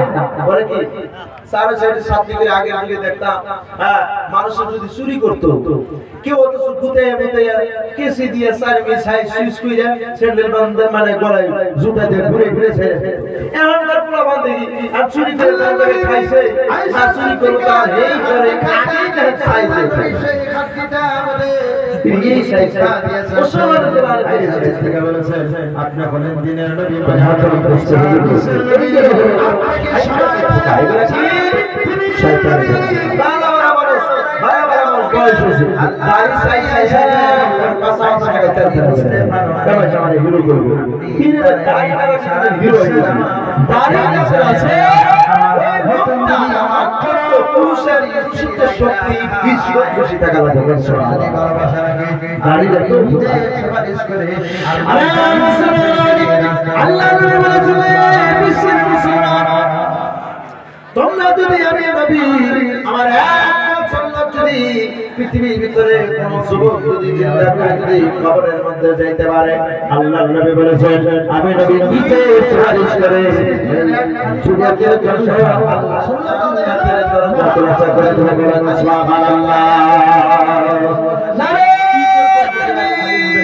আল্লাহু আকবার এমন একটি নজওয়ান এই নজওয়ান একসাথে জিনা করতে গিয়েছে জিনা করতে যাওয়ার পর মাইয়াটা জিনা দাওয়াত দিয়েছে ছেলেকে বলছে তুমি অনূঠে নাসবা তোমার সাথে আমি জিনা করব বন্ধু আমার ওই ছেলেটি মাইয়াটার কাছে চলে গেছে যাওয়ার পরে মনের মধ্যে আল্লাহ কথা বলছে আল্লাহ তাআলা বলেছে ওয়ারাদুল ইল্লাতু হে মুসলমান কোন পুরুষকে যদি কোন মহিলা জিনা করার জন্য যদি দাওয়াত দেয় আল্লাহকে রেখে একবার যদি বলে আমি আল্লাহকে রেখে ভয় করি আমি তোমার সাথে খারাপ কাজ করতে পারি না আমার আপনার আল্লাহকে জানাবেন দিনটা বছর পরে জানি কথা বের সময় কত মানুষের কত সামনে কিন্তু ওই জওয়ানকে জিনা থেকে দূরে আসে আমার আল্লাহ নিচে ডাক দিয়ে আরো ছেড়ে ছায়ের নিচে জায়গা দেবে বলেন সুবহানাল্লাহ আল্লাহু আকবার আল্লাহ নবী বলেছে ওয়ারাজুলুন কলবুহু মুআল্লাকুন ফিল মাসাজিদ হে নওজওয়ান তোমাদের অন্তরটা আল্লাহর মসজিদের সাথে যদি ফিটিং করতে পারো আল্লাহ রাব্বুল আলামিন নিজে ডাক দিয়ে আরশের ছায়া এসে আল্লাহ নিজে ডাক দিয়ে জায়গা দিবে বলেন সুবহানাল্লাহ জওয়ানদের ইবাদত আল্লাহ এত যে কবুল করে ভাষায় প্রকাশ করা যায় না আজকে নজওয়ানদের দ্বারা আমাদের ইসলামের উন্নত হবে নজওয়ানরা যদি 5 ওয়াক্ত নামাজ পড়ে এরা যদি মিথ্যা কথা না বলে এরা যদি নবীর তরিকায় চলে নিশ্চয় আমাদের মুসলমানের ইসলাম ধর্মের মধ্যে বরকত হবে আমাদের মা জানেরা তো কিছুই জানে না ঠিক না বেটি জানে বহুত মা জান আছে মা জানদেরকে কয়েকটা নসিহত করে যায় আপনাদের এই যে ছেলেদের বিষয় বললাম ছেলেরা লম্বা চুল রাখে টাইট ফিটিং জিন্সের লং প্যান্ট ছেলেরা লেবাস ঠিক নাই, তাহলে এইগুলা কাজ আমাদের মাজারদের তরফ থেকে যদি সঠিকভাবে হয় তাহলে কোন সন্তান বিড়ি খাবে না, লম্বা চুল রাখবে না, এরা বদমাশিও করবে না। এক নম্বর ইবাদত হলো মাজারদের কাছে। এরা যদি 5 ওয়াক্ত নামাজ পড়ে, এরা ঢিলাগুলো নেয় না, এরা পেশাব পায়খানা করে ওযু গোসল কইরা বা ওযু কইরা আমাদেরকে কিছু খাওয়ায় না, এরা নাপাক শরীর আমাদেরকে খাওয়ায়, নাপাক শরীর আমাদের দিকে নজর। এই জন্য আজকে দেখেন আমাদের মুসলমানের ক্ষতি হইতেছে, ঠিক না বেটা? মাতারাম দোস্ত বুজুর্গ, আমাদের মা জানেরা যদি আজকে থেকে মা জানেরা পেশাব করে আপনারা কুলুপ ব্যবহার করে, পেশাব করে পানি খরচ করে, পায়খানা করে কুলুপ ব্যবহার করে, আপনারা যখন পায়খানা পেশাব করবেন লগ লগ ওযু করে ভাত যখন রান্নবেন, ভাত রান্নার আগে একবার ওযু করে চাল মানে কোলা থেকে নেন আর বালতি থেকে নেন, নিয়ে ধৌত করে রান্না চড়িয়ে দেন। আবার যখন খাইতে দেবেন আপনি ওই ওযুর হালতে আপনার স্বামীকে আপনি খাওয়াইয়া বাইরে পাঠান, ওই স্বামী জীবনেও কোন মাইয়ার দিকে নজর করবে না, ওই স্বামী কোনদিন আপনার হাত ছাড়া হবে না। এই একটা কথা মনে রাখেন, বিনা পয়সায় আপনাকে একটা আমল দিয়ে দেব। সুবহানাল্লাহ। অনেক মানুষের অজুহাত যে কারো কারো স্বামী অন্য পর নবী থাকে, আসলে অজুহাত আছে না? এটা আমাদের মাজানদের দোষে হয়। স্বামী যখন বিদেশ থেকে আসুক বা যে কোনো জায়গা থেকে অস্থির হয়ে আসুক, মাজানদের দরকার ওদের সাথে ভালো ব্যবহার করা। কিভাবে? সালাম দাও, পানি নিয়ে দাও, বাতাস করো। স্বামী যখন কষ্ট করে আসে, একটু আমার আঁটুর উপর একটু শুয়ে দাও, আমি একটু তোমার মাথাটা মালিশ করে দেব। কারো স্ত্রী এরকম আজ পর্যন্ত দিছে? এই ভাই হিসাব কথা মেলা দিছে, তাহলে মহব্বত কই থেকে হবে? অথচ স্বামী স্ত্রীর মহব্বত জান্নাত থেকে পয়দা হয়েছে। কি থেকে? জান্নাত থেকে, আল্লাহ সেখান থেকেই পয়দা করে দিয়েছে। কিন্তু এই জায়গায় এসে গড়বড় হচ্ছে।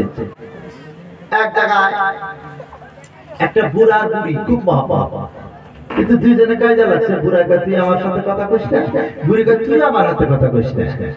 কি রকম তো বুড়ি ঘরে ঘরে শুয়ে শুয়ে থাকে, বসেও থাকে। এই বুড়া চাষা করে কি বাইরে বসে বসে আগুন তাপায় একদিন, 2 দিন, 3 দিন যাওয়ার পরে বুড়িমা খুব চিন্তা করে, সারা জীবন মিলিয়ে বুড়া বসে কি বাইরে হইল, খালি আগুন তাপায়, ঘরে এখন আমার হাতে কথা কয় না। আর আগে যদি কই তাহলে তো মার দিব দিরা, আগেও কয় না। হঠাৎ করে বুড়া বেটার লঙ্গির মধ্যে আগুন ধরছে, বুঝছেন? বুড়ি কইয়া কি কইয়া বুড়ারে বাঁচায়, কথা কইলে তো মার ছাড়া বুদ্ধি।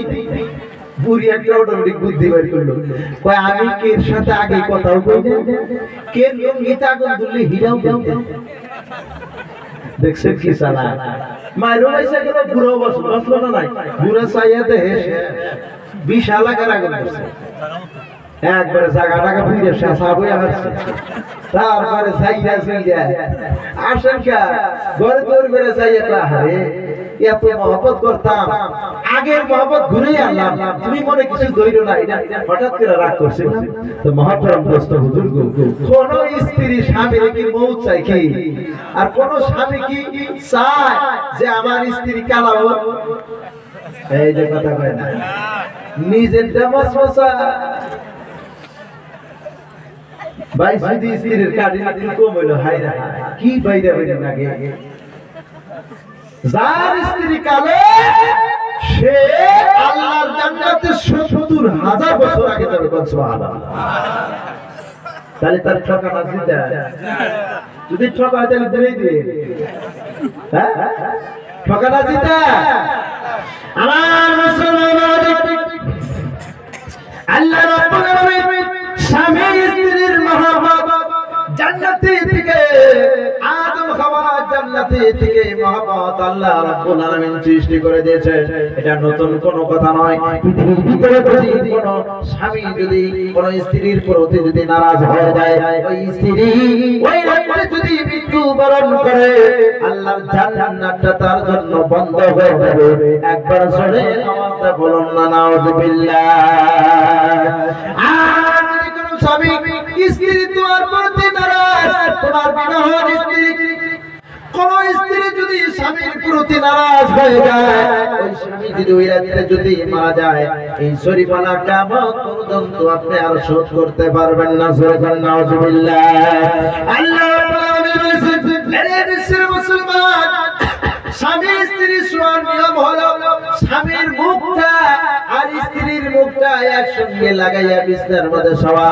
বন্ধুরা আমার, এখন তো কইলে খারাপ পাবেন, অনেক বাজান আছেন, অনেক বাবাজান আছেন যারা বিড়ি খান, তাহলে দুইটা মুখ একখানে হইলে তো বন্ধই থাকা যাবে না, কোন স্ত্রীর দ্বারাই সম্ভব না। খারাপ হইলে ঠিক না বেটি? হাদিসে কি বলছে? স্ত্রীর মুখ আর স্বামীর মুখ একদিকে ঘুরিয়ে শুয়ে থাকা, মাঝখানে যাতে ফাঁকা জায়গা না থাকে, তাহলে শয়তান জায়গা নেবে।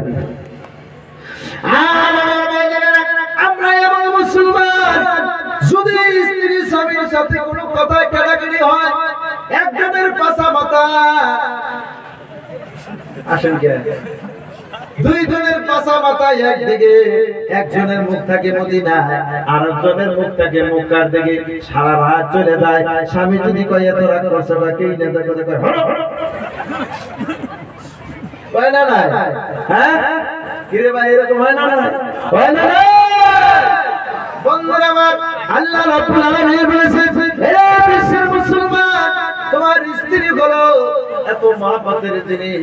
আদম আলাইহিস সালামকে যখন আল্লাহ বানাইলেন, হাওয়া বিবি যখন আদম আলাইহিস সালাম লড়াচড়া করে বাম দিকে চায় দেখা, হাওয়া বিবি এত মগ্ন হয়ে গেল লড়তে ধরে। আল্লাহ কয় ধরিস না, কাজ বাকি আছে।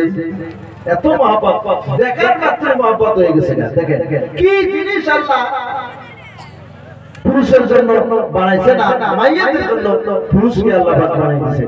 অটোমেটিক কার সন্তান কার মাইয়া কোথা থেকে আল্লাহ জুরি মিলাই রাখছে। শুধু তাই না, বাম সাইডের হাত দিয়ে এদেরকে তৈরি করছে। দেখবেন মা বোনেরা লড়াই করলে হারবার পাবো না, হারবার দল পাবো না, ফস করে আমার ভাইয়া ঠেকা পড়ছে, কয় না, কয় না, ওখানে বাউ ভেঙে শক্তি আছে। পুরুষের বাম সাইডের হাড্ডি দিয়ে বানাইছে, জোর আছে, কিন্তু আপনি বাউ ঠেকে উঠেনি, আপনার ওনে কমাইয়া ওনে বাড়াইয়া দিছে, আপনার ডান ভেঙে শক্তি আছে, বাম ভেঙে তো নাই। ঠিক না বেটে? আল্লাহ কাজ দেখেন কোন বার কই জায়গায় মারছে, কোনে মারছে। আমার মুসলমান, আল্লাহ নবী বলেছেন, হে বিশ্বের মুসলমান, স্বামী স্ত্রী যদি দুইজনে যদি একসঙ্গে মুখের সাথে মুখটা লাগাইয়া মিষ্টি হাসি দিয়ে যদি সারা রাত কাটায়, মাসুম বাচ্চার মতন বেগুনাহ হয়ে যাবে। সুবহানাল্লাহ, আল্লাহ রহমত বর্ষিত করে। সুবহানাল্লাহ। আমার বান্দা, আমার ভাইরা, এই বিশ্বের মুসলমান, আল্লাহ নবী আয়েশা সিদ্দিকা হাড্ডি খাইতেন, আল্লাহ নবী সেই হাড্ডিটা আমাদের উনি জিহ্বা দিয়ে ছাড়তেন। আয়েশা সিদ্দিকা বলেছেন, আপনি হলেন দিনের নবী, মায়ার নবী, সারা বিশ্বের নবী, আপনাকে সবাই মানে সারা পৃথিবীর নবী, আপনি আমার এটা কেন মুখে নেন?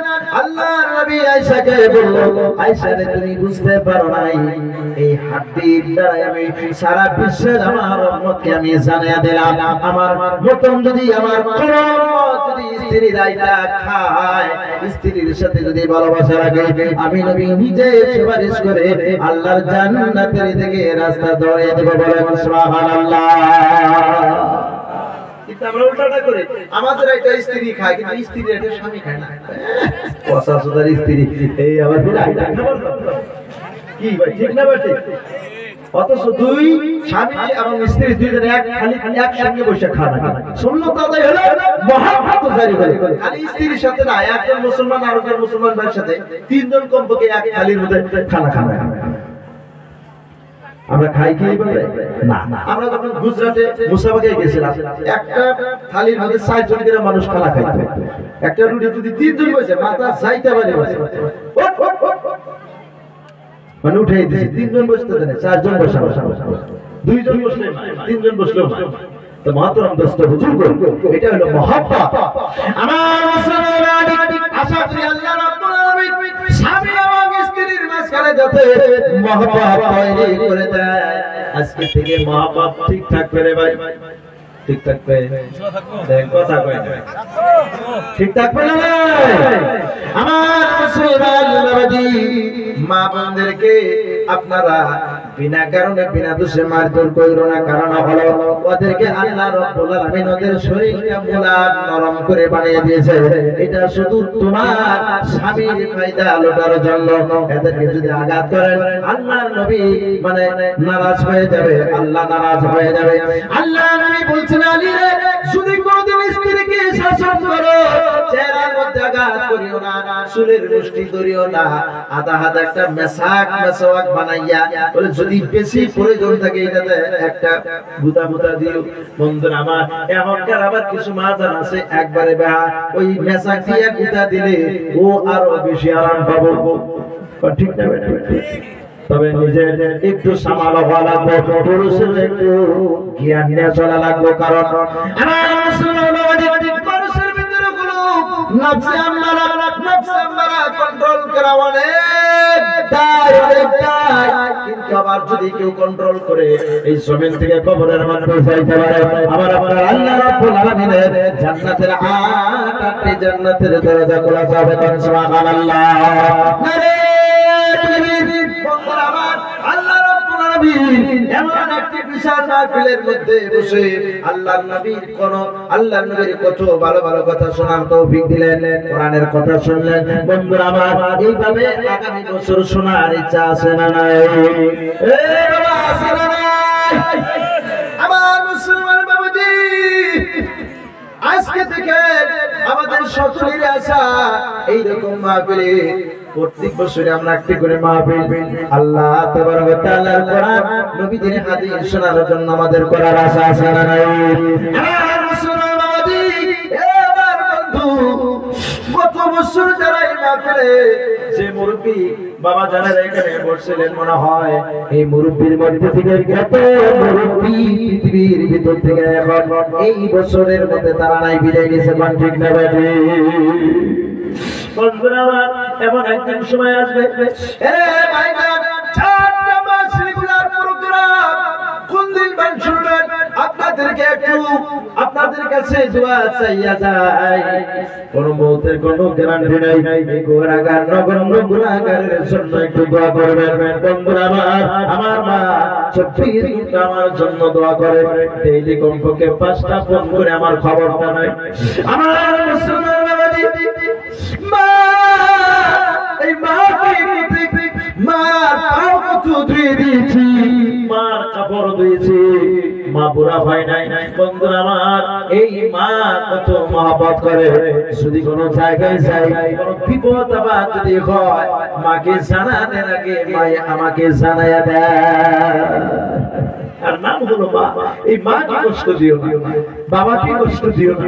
আজকে অনেকের বাবা এই মাহফিলে নাই, অনেকের মা এই মাহফিলে নাই, আর জীবনে খুঁজে বাবা আর আসো আর আসো। এই মা যদি একবার গেল, এই মা ফিরে আসে, এই বাবা যদি একবার যায়, বাবা ফিরে আসে। আমার বাবা খুব কষ্ট করতো, কামলা দিয়ে আমাকে লেখাপড়া করেছে, আমি কয়লার কাম করে করে পড়ছি। এখন যদি বাবাকে যদি ভালো দামি জুতা স্যান্ডেল ঘড়ি আমি সব কিনে দিছি, কিন্তু আমার বাবা কোনোদিন ঘড়ি হাতে দেয় না, ভালো সেকেন্ড হ্যান্ড গায়ে দেয় না, ভালো কম্বল গায়ে দেব না। বাবা আফসোস করে, আমার বাবারে আমি এত দামি দামি জিনিস দিতে পারি না, আমি এটা গাইতে আমার অসম্ভব। আমার মুসলমান বন্ধুরা আমার, অনেকের বাবা নাই, অনেকের মা নাই, কারণ কোন মা জানের স্বামী নাই, কোন মা জানের মহব্বতের কলির সন্তান মৃত্যুবরণ করেছে। বন্ধুরা আমার, এই জায়গার ভিতরে কোরআনের কথা হয়, কোরআনের আলোচনা হয়। আজকে আমি আপনাদের সম্মুখে কথা বলতেছি, কালকে এমন খবর আসতে পারে মাওলানা গাজীউর রহমান মারা গেছে, সারা আসামের মানুষ আমার জন্য পাগল হয়ে যাবে। আমার মুসলমান বাবাজি, বন্ধুরা আমার, এই মুসাফির নগণ্য গুনাহগার বাজারে আগন্তুক বছর যদি আমাদের প্রোগ্রাম করার যদি ইচ্ছা আছে, প্রোগ্রাম করার আগে নিশ্চয় এই রকম বিশাল একটা প্যান্ডেলের দরকার আছে, আছে না নাই? এই বাবা, আছে না নাই?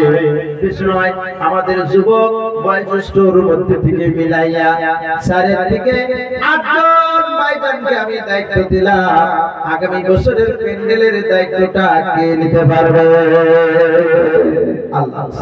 কোরআনের কথা হবে, নবীর কথা হবে, এই জায়গার ভিতরে যে প্যান্ডেলের দায়িত্ব নেবে নবীর হাদিস বলতেছি আল্লাহ তাবারক তাআলা মৃত্যুর পরে আপনার বালাখানার দায়িত্ব আল্লাহর জন্য। নাম বলে লেখেন। আর আছে প্যান্ডেলের দায়িত্ব। হবে তো? সাইজরা পারবেন? কষ্ট হবে ভাই। আর দুই চারজন আতে পারবে। আল্লাহর রাসূল 10 লাঠি একের বোঝা। কষ্ট হলে ইনশাআল্লাহ বলে না আরামের বিছনা হারাম করে সবাই এখানে বসেছি।